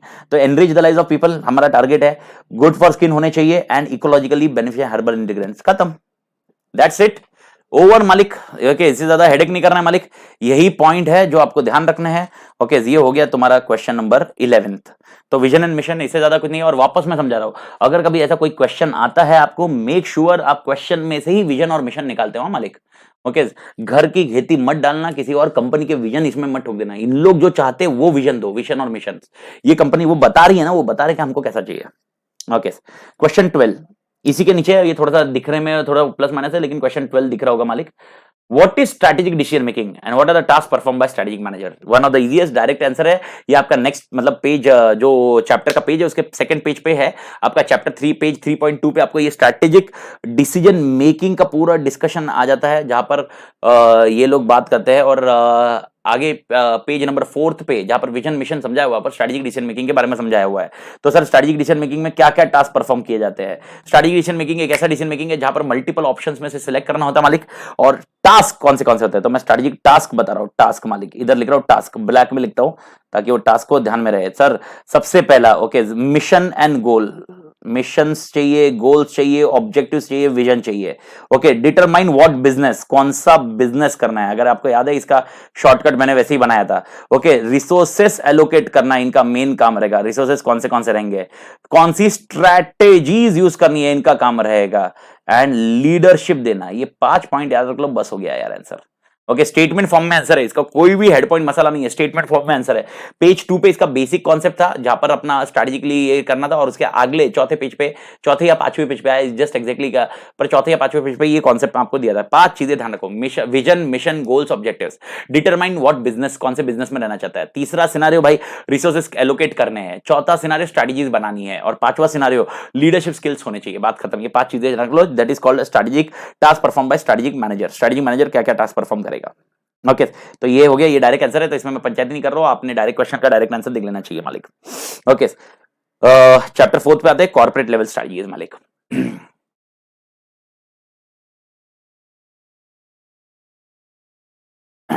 Chapter 4 का question number 13, general public is discraining from buying AC units based on health ministry guidelines regarding emergence of contagious viral pandemic. COVID-19 लिखने में क्या जा रहा था? Consequently, Nebula Private Limited, a manufacturer of evaporation of coils used in AC units, have faced significant losses in working capital due to sharp fall in demand. हुआ ही रहेगा, क्योंकि AC का यूसेज कम करने बोला है एक्चुअली। मतलब कोविड-19 के सिनेरियो में we are required to have fresh air. जितना फ्रेश एयर रहेगा, वेंटिलेशन जितना अच्छा रहेगा, उतना अपने लिए अच्छा रहेगा। तो अगर आप देखोगे तो आपके घर पे या बहुत जन के घर पे मैक्सिमम जगह पे एसीज का यूसेज कम हुआ है। एंड एक्चुअली उसका और एक रीजन ये भी है कि साला एसी यूज किया और गलती से सर्दी हो गई, तो साला सर्दी अभी छींक भी मारा तो इधर डाउट आता पब्लिक को। तो कितना बड़ा इंपैक्ट है, कितना बड़ा रिस्क है, ये पॉइंट समझो। The company conducted a financial assessment and developed a workable action plan based on short and long financial needs. But for immediate needs, an emergency plan has been implemented. It includes selling scrap, asset liquidation, overhead cost reduction. Further, to avoid any untoward event in future, they plan to diversify into newer business area along with its core business. Identify and explain strategy of by Nebula. मेरे ख्याल से आपको ये पूरा question समझ में आया होगा। नेबुला प्राइवेट लिमिटेड ने क्या किया, ये ऑलरेडी एसीज के बिजनेस में थे, एसीज के डायरेक्ट नहीं थे, एसी के लिए जो कॉइल बनता है उस बिजनेस में थे। बिकॉज अभी एसी का यूसेज कम हो गया, एसी का यूसेज पब्लिक नहीं कर रही है, तो इसीलिए इनका कॉइल भी बिक नहीं रहा है, क्योंकि एसी सेल नहीं हो रहा है, एसीज का यूसेज नहीं हो रहा है, तो इनके कॉइल्स भी सेल ऑफ नहीं हो रहे हैं, तो इनको दिक्कत आ रही है, इनका वर्किंग कैपिटल का इंपैक्ट हो रहा है। तो इन्होंने क्या किया, इमीडिएट नीड्स के लिए, पैसों के लिए, ताकि वर्किंग कैपिटल के पैसे निकले, इमीडिएटली ओके कुछ स्क्रैप थे वो बेचे, कुछ एसेट्स को लिक्विडेट किया या ओवरहेड कॉस्ट को रिड्यूस किया। और इन्होंने एट द सेम टाइम क्या सोचा कि फ्यूचर में और कुछ ज्यादा इंपैक्ट ना हो, इसीलिए ये और डाइवर्सिफाई करना चाहते हैं, यानी नए बिजनेस में एंटर करना चाहते हैं। तो ये स्ट्रैटेजी कौन सी है, कौन सी स्ट्रैटेजी है sir? Is this stability? Answer is no.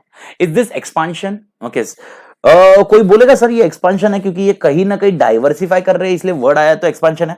पर मैं आपको बता दूं इनका प्लान क्या चल रहा है। ओके, डाइवर्सिफाई करने का कारण क्या है ये आप दिमाग में डालिए। To avoid untoward event in future they plan to diversify into newer business along with its core business, यानी वो कोर बिजनेस के साथ में डाइवर्सिफाई करना चाहते हैं। ठीक है, कोई बोल सकता है इसमें ग्रोथ का यूसेज हो सकता है, ठीक है, आई मे कंसिडर इट, लेकिन उसको यूसेज करना कि नहीं बाद में देखते हैं। तीसरा scenario, this is very important, okay, कि यहां पर इन्होंने जो किया है वो कौन सी स्ट्रेटजी यूज की हुई है, that is your third point, and that is called retrenchment concept. Retrenchment या उसको हम लोग टर्न अराउंड कॉन्सेप्ट। तो ये मोस्ट प्रिफरेबली, इसका अगर स्ट्रेटजी की बात करें तो इनका क्या स्ट्रेटजी है, इन्होंने क्या किया, इमरजेंसी एक्शन प्लान, यानी इमीडिएट पैसे चाहिए उसके लिए उन्होंने स्टेप्स ले लिए और उसके बेसिस पे आगे का काम किया और उसके बाद उन्होंने अपने बिजनेस में वापस पैसा लगाया और उसके हिसाब से ओके न्यू बिजनेस में वो एंटर करने का सोच रहे हैं। This is something can be more purify more conceptually, इसको हम लोग ये नाम दे सकते हैं, that is turn around strategy. Sir ये एक्चुअली ये सर डाइवर्सिफाई क्यों नहीं हो सकता? देखिए डाइवर्सिफाई में ओके आपको हॉरिजॉन्टल, वर्टिकल, कॉन्सेंट्रिक, कॉन्ग्लोमरेट ये सब डिस्कशन करना पड़ेगा। And diversify is done when your existing business है और उसका पैसा लगा रहे।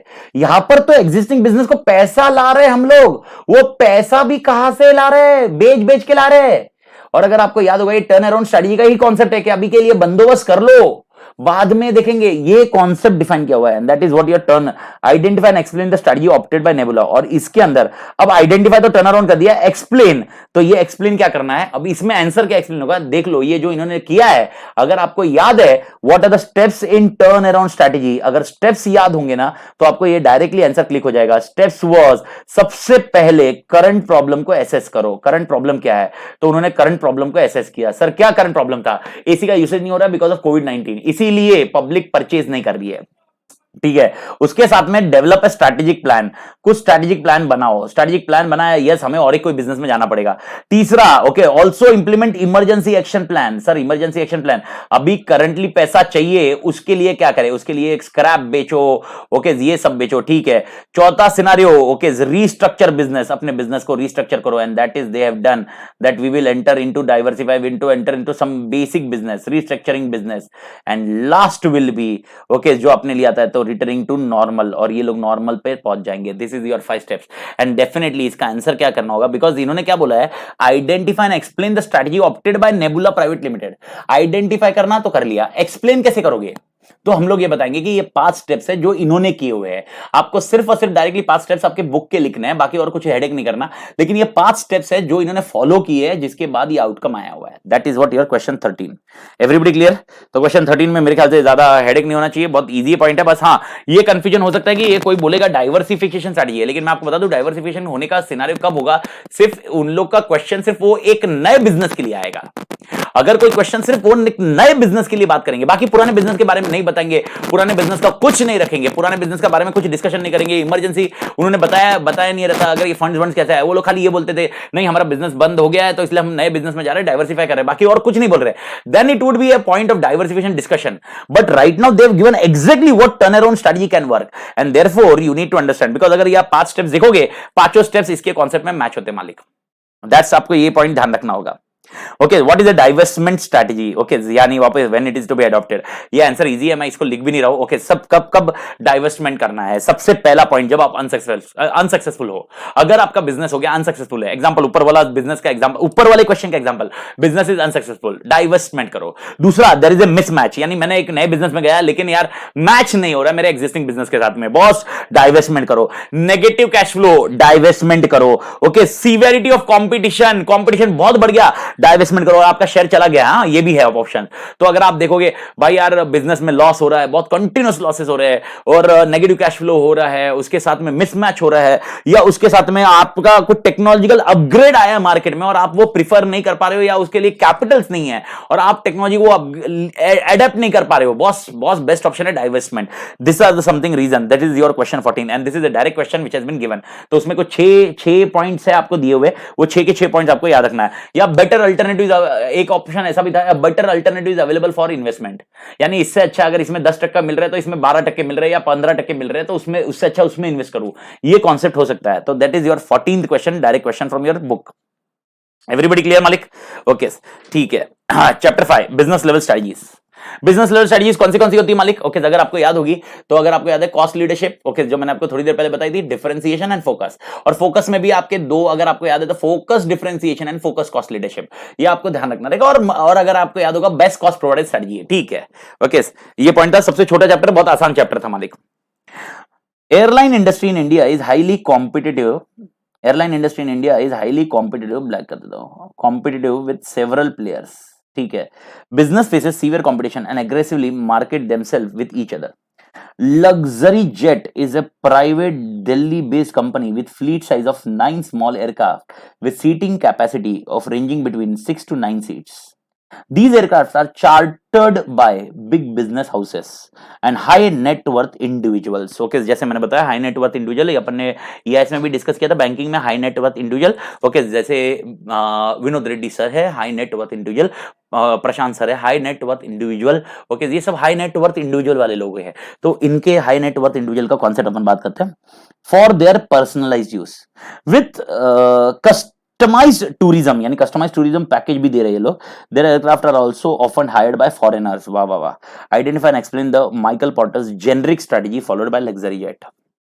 गुड क्वेश्चन, ये बहुत अच्छा क्वेश्चन है, बहुत ये पॉइंट है। अब मेरे को बताओ, ओके ये प्राइवेट जेट है, क्या ये लो कॉस्ट कर रहा है? 100% नहीं, प्राइवेट जेट है, लो कॉस्ट का तो कॉन्सेप्ट ही नहीं है। ओके, क्या ये कोई डिफरेंशिएट प्रोडक्ट दे रहे हैं? शायद अभी कोई बोलेगा हाँ सर, कोई स्टूडेंट बोलेंगे सर ये डिफरेंशिएट प्रोडक्ट कर रहे हैं, 100% आई मे एग्री, मैं उस पर डिबेट नहीं करूंगा, लेकिन ये एग्जैक्टली डायरेक्टली डिफरेंशिएशन नहीं कर रहे हैं। ये लोग क्लियरली इनके जो कस्टमर्स है वो एग्जैक्टली मैच है। मेरे को तो इनके कस्टमर्स कौन है, ओके देखिए कस्टमर्स कौन है, हाईलाइट करते हैं अपन, कस्टमर्स कौन कौन है, मैं पिंक में हाईलाइट करता हूं, पिंक दिखेगा नहीं मालूम नहीं। ओके, इनके कस्टमर्स कौन है? The aircraft are chartered by big business houses. Okay, दिख रहा है पिंक मालिक, सही है। And high net worth individual, यानी इनका कस्टमर क्लियर है, बिग बिजनेस हाउसेस और high net worth individual. Okay, ये ऐसे बड़े बड़े बड़े लोग जो रहते हैं ना, उन लोग को ये हायर करते हैं। ओके, अपने जैसे गरीब लोगों के पास ये चीजें नहीं रहती मालिक। ओके, और कितनी बार मैंने बताया भी, प्रशांत सर के पास प्राइवेट जेट खुद का ही है, तो उनको हायर करने की जरूरत ही नहीं है। तो उनका तो कॉन्सेप्ट है ही नहीं, पर उनको कभी अभी एग्जाम्पल उनको ऐसा टूर लेके जाना है, उनको घूमने लेके जाना रहता है प्रशांत सर को, तो प्रशांत सर ऐसे वो उनका खुद का प्राइवेट जेट एक निकालेंगे और इधर से हायर करके अपने को घूमने लेके जा सकते हैं।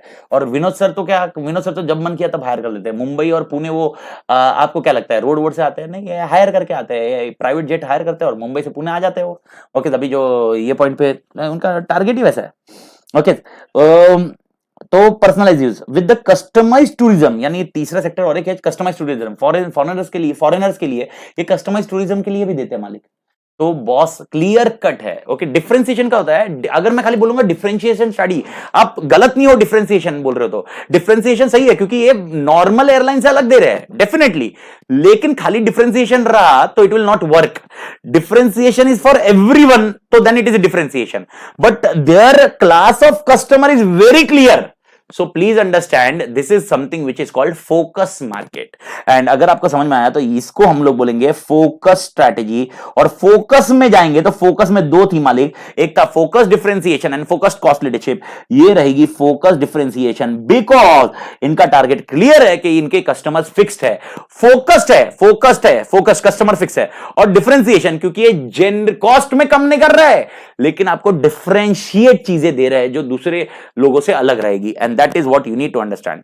सो सर, इसका व्हाट आइडेंटिफाई क्या है? Identify is focused differentiation. यानी अगर आपको याद है थोड़ी देर पहले एक एमसीक्यू था, आई मिस्ड आउट वन है, एक एमसीक्यू याद नहीं आ रहा, वो एक एमसीक्यू मैंने समझा रहा था एक, हाँ इधर ये देखिए नीश मार्केट, ये वाला, this is something which is what I am discussing right now. Okay, ये अभी जो डिस्कस कर रहा हूं ये नीश मार्केट का कॉन्सेप्ट है, ये नीश मार्केट है, ये this is called niche market.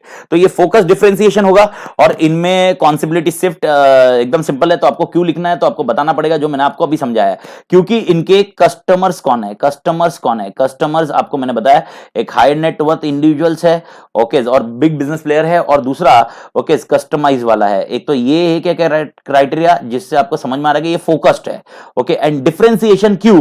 क्योंकि ये लोग बहुत अलग वे से काम करते हैं। यानी example, okay, flexibility of airlines, okay, flexibility है, ओके, आप कभी भी टूर पे जा सकते हो, प्राइवेसी मिलती है, लग्जरी एट पीक है भाई, लग्जरी एट पीक है, और इसके साथ में सबसे इंपॉर्टेंट पॉइंट है safe and secure, okay, to fly.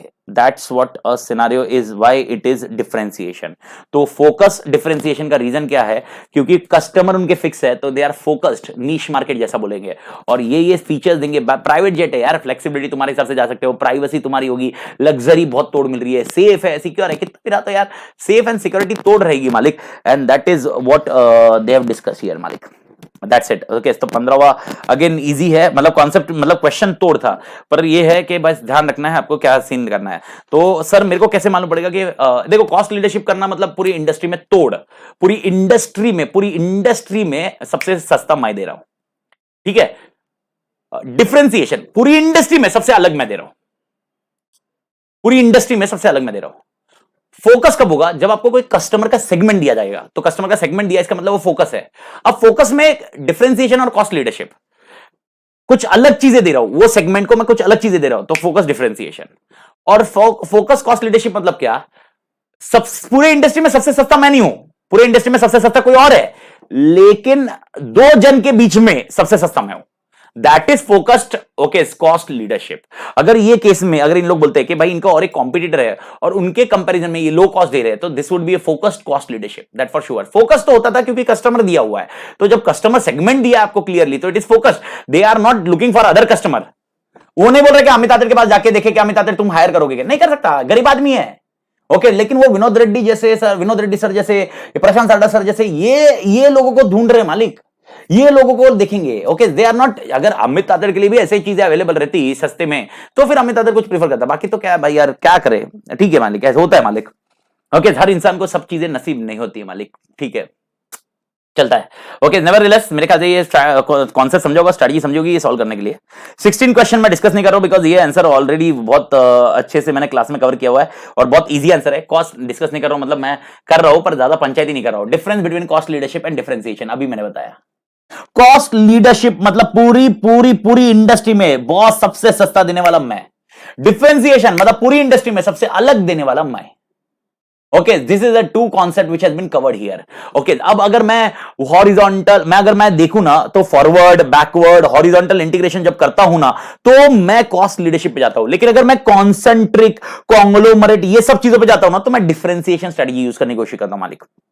तो ये कॉन्सेप्ट आपको देखना होगा, कुछ अलग देना है तो आपको इसका एक छोटा सा पैराग्राफ है, बहुत इजी आंसर है, डायरेक्ट क्वेश्चन बुक में भी समझाया हुआ है, ओके। अगर आप देखोगे वो दोनों जब खत्म हुए और फोकस स्ट्रेटजी उधर आपको दिया हुआ है एक छोटा पैराग्राफ, सेम पूरा कॉपी पेस्ट आंसर, छोटा सा आंसर दिया हुआ है, तो the answer is very easy.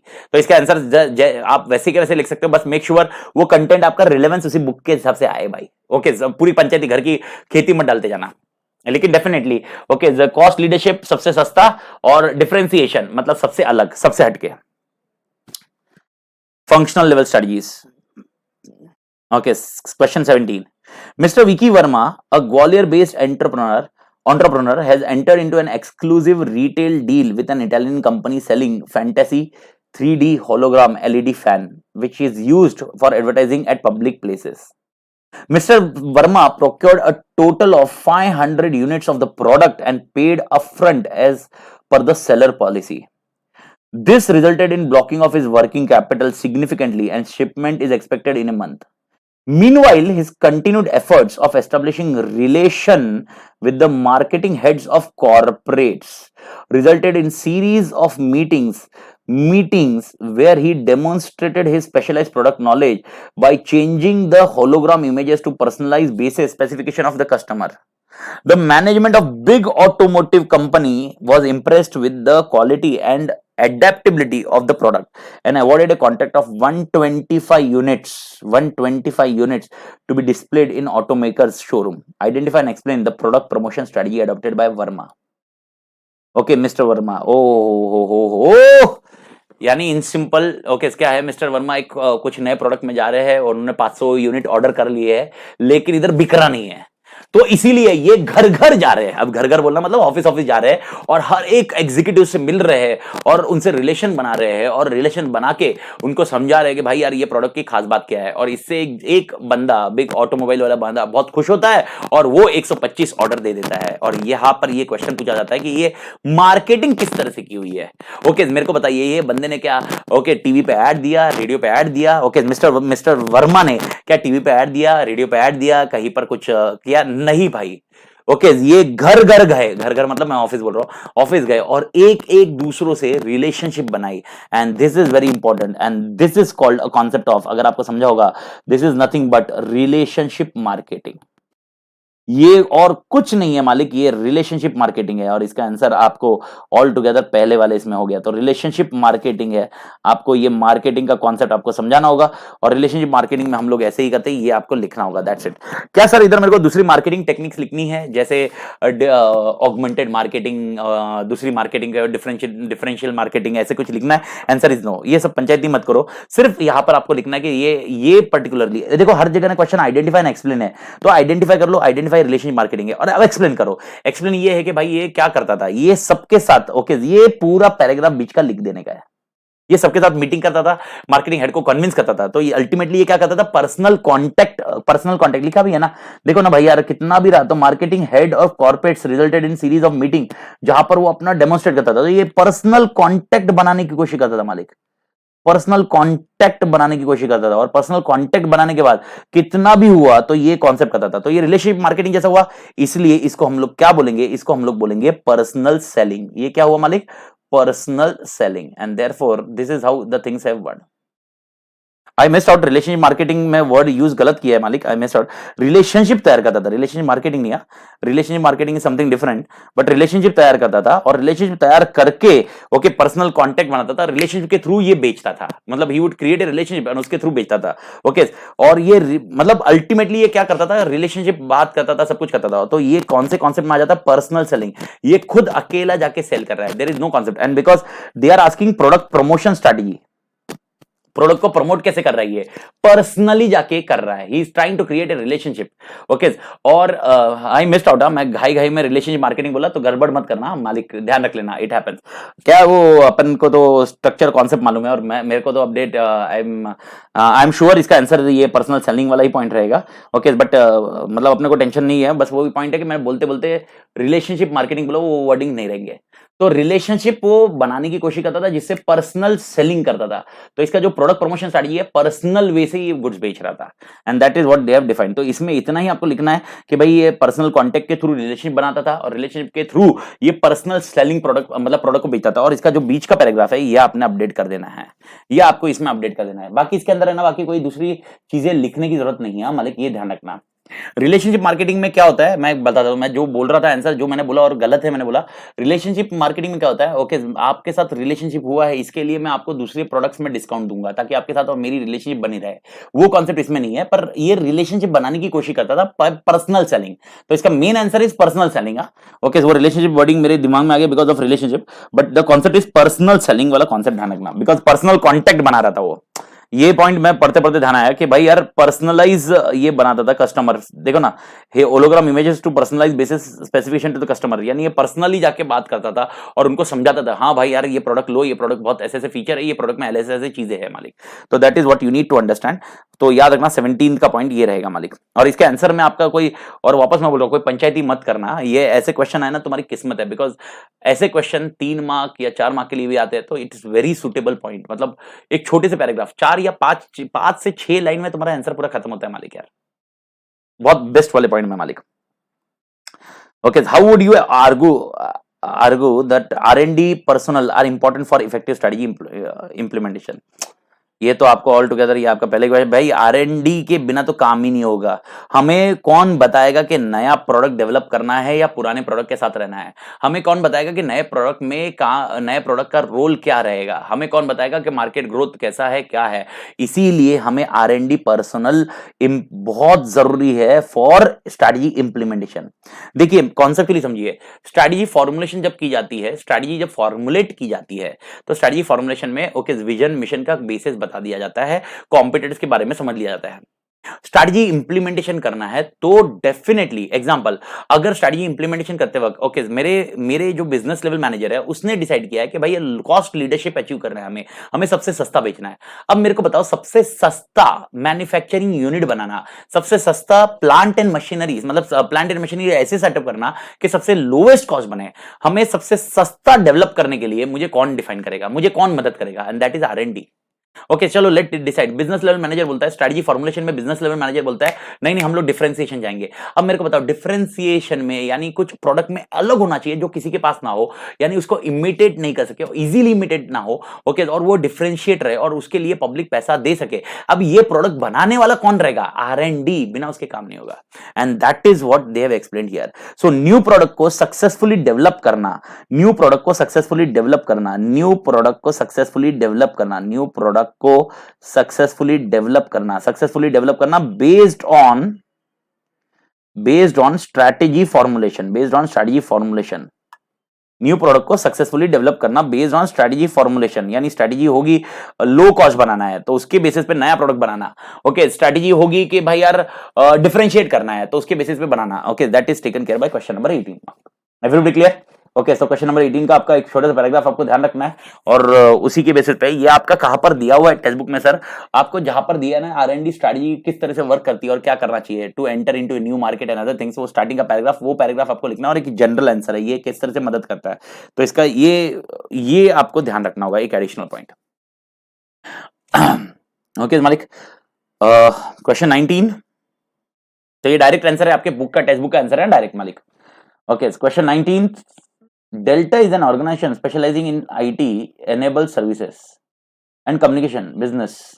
Previous year, the organization has successfully implemented AI tool named Zeus in the existing ERP system. The AI tool, AI using deep learning technique, providing a digital leap transformation in various business process and operation. It has significantly diminished the role played by specialist manager of the middle management. This technological tool, in addition to saving organizational cost by replacing many tasks of the middle management, has also served as a link between top and bottom level organization and assist in faster decision making. The skewed middle level managers now perform cross-functional duties. Which organizational structure of the company transitioning into? I don't think so I should even discuss this question.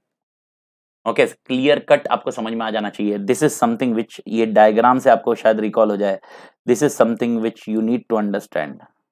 ये हो गया top, ये हो गया middle, ये हो गया lower. Okay ये कौन सा था? हावर ग्लास स्ट्रक्चर। ओके और इसका आंसर जो आपका हावर ग्लास स्ट्रक्चर का पैराग्राफ है वो आपको इधर लिखना है, दैट्स इट, खत्म। One of the easiest point है आवर ग्लास स्ट्रक्चर। ये आपको मैंने ये आपका ऑर्गेनाइजेशन स्ट्रक्चर में ही था।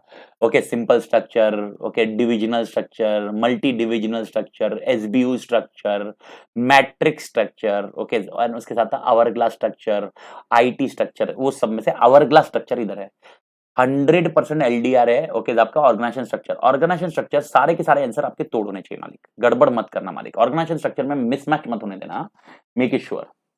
How can you differentiate between transformational and transactional leaders? ये भी अपना इजी आंसर है, तो मैं इसमें ज्यादा डिस्कशन नहीं करता, बस एक पॉइंट मैं बता दूं, ट्रांसफॉर्मेशनल एंड ट्रांजैक्शनल, ओके, जो एकदम करिश्मा है, करिश्मा, ओके, करिश्मा है, या जिनके अंदर बहुत एंथुजियाज्म है, वो है ट्रांसफॉर्मेशनल, और जो ऑथोरिटी है, चल ये कर, okay, that is transactional. Yes yes हम मिलके करेंगे, ट्रांसफॉर्मेशनल, कर, ट्रांजैक्शनल, ये याद रखना, बहुत इंपॉर्टेंट पॉइंट है। ओके, अगर आपका डायनामिक एनवायरनमेंट है, बहुत ग्रोथ ग्रोथ वाला एनवायरनमेंट है, बॉस, ट्रांसफॉर्मेशनल। स्टैटिक है, चलने दे भाई, जैसा है, स्टेबिलिटी चल रही है, ट्रांजैक्शनल, ऑथोरिटी वाला चलने दो। ये कॉन्सेप्ट आपको डिफाइन किया हुआ है। And most important, okay, excitement वाला काम ट्रांसफॉर्मेशनल, ओके, बोर वाला काम, ओके, फॉर्मलाइज, एकदम फॉर्मल, यार यही ट्रांजैक्शनल, खत्म। ओके, ये 3 पॉइंट है। ओके, ये आपने को टेक्स्ट बुक का डायरेक्ट आंसर है, आप कर सकते हो मालिक। Okay, strategy implementation and control ka now last part. Okay, so 21 question, the audit committee of Theta Limited on observing a sluggish growth has advised a radical internal design transformation. A strategy audit was proposed to identify a problem area and correct the strategic approaches that have not been effective so far. The strategy auditor, while measuring organizational performance, has identified gaps in flow between order booking by sales department and dispatch of the product by delivery department. यानी मतलब sales हो जाता था और delivery नहीं हो रही थी, ऐसा, ये दोनों के बीच में गैप है. Which amount to success of one department means failure of another. With reference to Richard Rummel's criteria for strategy audit, identify and explain the correct evaluation criteria to be adopted. अरे यार, ये तो one of the easiest answer है. 3 point, if you remember, 3 point क्या थे? ये audit, वही answer लिखना, रिचर्ड रूमेल्स क्राइटेरिया. सबसे पहला, अगर आपने पीपल चेंज किए, अगर आपने पब्लिक चेंज किया, आपने अपने एम्प्लॉइज चेंज किए, और उसके बाद भी अगर प्रॉब्लम परसिस्ट कर रहा है, then it is not a people based issue, people based problem, it is a issue based problem. पहला पॉइंट अगर आपको याद होगा, मैं वापस बता देता हूं, इशू बेस्ड प्रॉब्लम है. तो आपको यह समझना है कि अगर मेरे एम्प्लॉय पहले कट कर रहे थे, मैंने एम्प्लॉय चेंज किया, नए एम्प्लॉय भी कट कर रहे हैं, यानी आपको समझना होगा प्रॉब्लम एम्प्लॉय में नहीं है, यानी कुछ तो इशू है जिसकी वजह से प्रॉब्लम है. That is what your first point. दूसरा सिनेरियो, ये भी अपन ने बात की हुई है, जो इन्होंने दिया हुआ है, वन डिपार्टमेंट, अगर एक डिपार्टमेंट, वन डिपार्टमेंट तोड़ सक्सेसफुल होता है, ओके, अदर डिपार्टमेंट फेल हुआ, इसका मतलब अदर डिपार्टमेंट, क्योंकि दूसरा डिपार्टमेंट फेल, एक डिपार्टमेंट सक्सेसफुल हुआ, इसका मतलब दूसरा डिपार्टमेंट फेल हुआ, ऐसा नहीं है. अगर ऐसा हो रहा है, इसका मतलब स्ट्रैटेजिक इंप्लीमेंटेशन बरोबर नहीं हुआ है, स्ट्रैटेजिक इंप्लीमेंटेशन बरोबर नहीं हुआ है. ये आपका दूसरा पॉइंट था. रिचर्ड भाई साहब ने यही 3 पॉइंट बताया.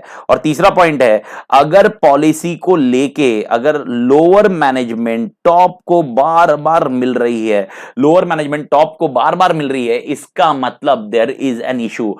ये टॉप तक, मतलब strategies are inconsistent. This particular person Richard has defined where strategies are inconsistent. तो 3 cases will be there where strategies can be inconsistent. First case, if अगर आपको if you are getting to know that there is a first case is something which there is something which you need to understand कि भाई यार, अगर people change होने के बाद भी problems persist कर रही है, then it is a issue based, it is not a people based problem. Second point, if one organization का success means one department का success means other department failure, मतलब strategies are inconsistent. And if policies को लेकर lower management top के पास आता है, तो इसका मतलब strategies are inconsistent. ये 3 बताए, जिसमें से आपका second point define किया हुआ है, और second point है, इसका मतलब ये आपको ध्यान में रखना होगा मालिक. Everybody clear? And discuss the 3 methods for reassigning new patterns of behavior. Okay, अगर आपको याद है, ये चेंज के लिए है. ओके, HC कॉलमैन ने ये अपना चेंज के लिए आंसर था. तो 3 pattern of behaviour, new patterns, reassigning new patterns of behaviour, यानी वापस अपन चेंज करने के बाद न्यू पैटर्न्स कैसे डिफाइन करेंगे. 1 इज कंप्लायंस, दूसरा आइडेंटिफिकेशन, अगर आपको याद है तो, एंड तीसरा इंटरनलाइजेशन। अब मैं इस पे ज्यादा पंचायती नहीं कर रहा बिकॉज ये कॉन्सेप्चुअली क्लास में अपडेट किया था अपन ने, बहुत इजी आंसर है। कंप्लायंस मतलब आई विल एंश्योर कि सबके सब कंप्लाई करें। आइडेंटिफाई, ओके, यहाँ पर हम लोग ये करेंगे कि पब्लिक फिजियोलॉजिकली एकदम इंप्रेस हो जाए, ओके, और वो आइडेंटिफाई करके वो खुद सॉल्व करे, रोल मॉडल सिलेक्ट करके। और लास्ट है इंटरनलाइजेशन। यहाँ पर ये होता है कि भाई यार सम इंटरनल चेंज करेंगे ऑर्गेनाइजेशन में और उसके हिसाब से चेंज हो जाएगा मालिक, बात खत्म, दैट्स इट। ये है आपके लिए एसएम का कॉन्सेप्ट, एसएम का पॉइंट। ओके, अगर कुछ भी डाउट रहा तो आप मेरे को मैसेज करिए। और LDR and other things I will be issuing with next week as such, तो ये ध्यान रखना। एंड बाकी अगर कुछ कंटेंट रहा तो आप मेरे को बताइए। ओके, बस आप अच्छे से पढ़िए, मोटिवेट रहिए, बहुत अच्छे से ध्यान रखिए। ओके, एंड दिमाग में एक चीज क्लियर रखिए, वापस मैं वही चीज बताऊंगा, बार बार रिपीट करूंगा कि यार एग्जामिनेशन देनी है नहीं देनी है डिसीजन आपका रहेगा, लेकिन वो डिसीजन की पंचायती मत करिए, बिकॉज उससे आना आपके लाइफ में फ्रस्ट्रेशन बताएगा। और वही एक्चुअली बहुत जन के बहुत स्टूडेंट्स के इसमें हो रहा है। तो आप है ना मल्टीपल वीडियोस ये सब चीज से थोड़ा सा दूर रहिए मालिक। आप है ना सिर्फ पढ़ाई के रिलेटेड फोकस करिए मालिक। मैं आपको बता रहा हूँ, वैसे ही आपकी लाइफ वर्चुअल हो चुकी है यार। 24 मतलब मेरे को बताओ 24 घंटे में से आप लोग है ना कम से कम 8 से 10 घंटे यार व्हाट्सएप एंड अदर थिंग, मतलब मैं बोल रहा हूँ मोबाइल पे रहते हैं यार, 6 से 7 घंटे। भाई मेरे को भी बीच में ऐसा ऐसा ऐसा आ चुका था। तो एनीवे कोविड के पहले ही ये पॉइंट था, लेकिन बहुत इंपैक्ट है यार। तो मेक श्योर फ्रस्ट्रेशन मत लाइए यार, सारी चीजें। मैंने जो बीच में बोला, या मैं फ्रस्ट्रेटेड नहीं था, मैं उसमें फ्रस्ट्रेशन नहीं था मालिक। मेरा फ्रस्ट्रेशन, मेरे को खाली बुरा लग रहा था यार। I was not feeling good, मतलब किस लिए कि यार आज तक मतलब टिल डेट अगर मेरे को कभी कोई बैच रहा कुछ भी रहा, I tried my level best to explain the things. और मैंने पूरी कोशिश की होगी, हो सकता है किसी को मेरा एक्सप्लेनेशन पसंद नहीं आया। 100% क्राउड तो कभी सेटिस्फाइड नहीं रहता मालिक, ये तो क्लियर है। अगर अमिताभ बच्चन भी है तो उसमें 100% को अमिताभ बच्चन अच्छा लगता है ऐसा नहीं रहता है, रहते ही है भाई, एक 5-10% ये रहेंगे। There may be a student who doesn't agree with my pattern, it's okay, मतलब we can't debate into it, but to the extent very important is that you should understand, मतलब मैं मेरे को it was getting that feeling कि भाई यार अपन ये बीमार है और अपन क्या कर रहे हैं, उसमें तो समझना चाहिए यार सामने वाला किस फॉर्मेट में रहेगा। तो it is nothing to do with frustration, but मैं ये बता रहा हूँ कि आप जब टेक्नोलॉजी का यूसेज कितना करना चाहिए बहुत जरूरी है। And one line I am just closing it out, मतलब ये मैं लेक्चर को बंद कर रहा हूँ, एक लाइन से बंद कर रहा हूँ। ओके, टेक्नो सेवी बनो, टेक्नो डिपेंडेंट मत बनो। आज मैक्सिमम क्राउड टेक्नो डिपेंडेंट हो चुका है। You should aware about new technology, आपको नई टेक्नोलॉजी मालूम होनी चाहिए, नई टेक्नोलॉजी का यूसेज करना आना चाहिए, सब कुछ आना चाहिए, but you should be, that's mean you should be techno savvy, not techno dependent. Techno dependent बन चुके हो तो आप टेक्नो डिपेंडेंट से बाहर आइए। Okay, and please make sure आप पढ़ाई करो। ओके, ज्यादा फालतूगिरी मत करो, और फालतूगिरी करनी है तो फिर ज्यादा डिस्कशन मत करो फिर, ठीक है, छोड़ दो मालिक। Take care, enjoy the day.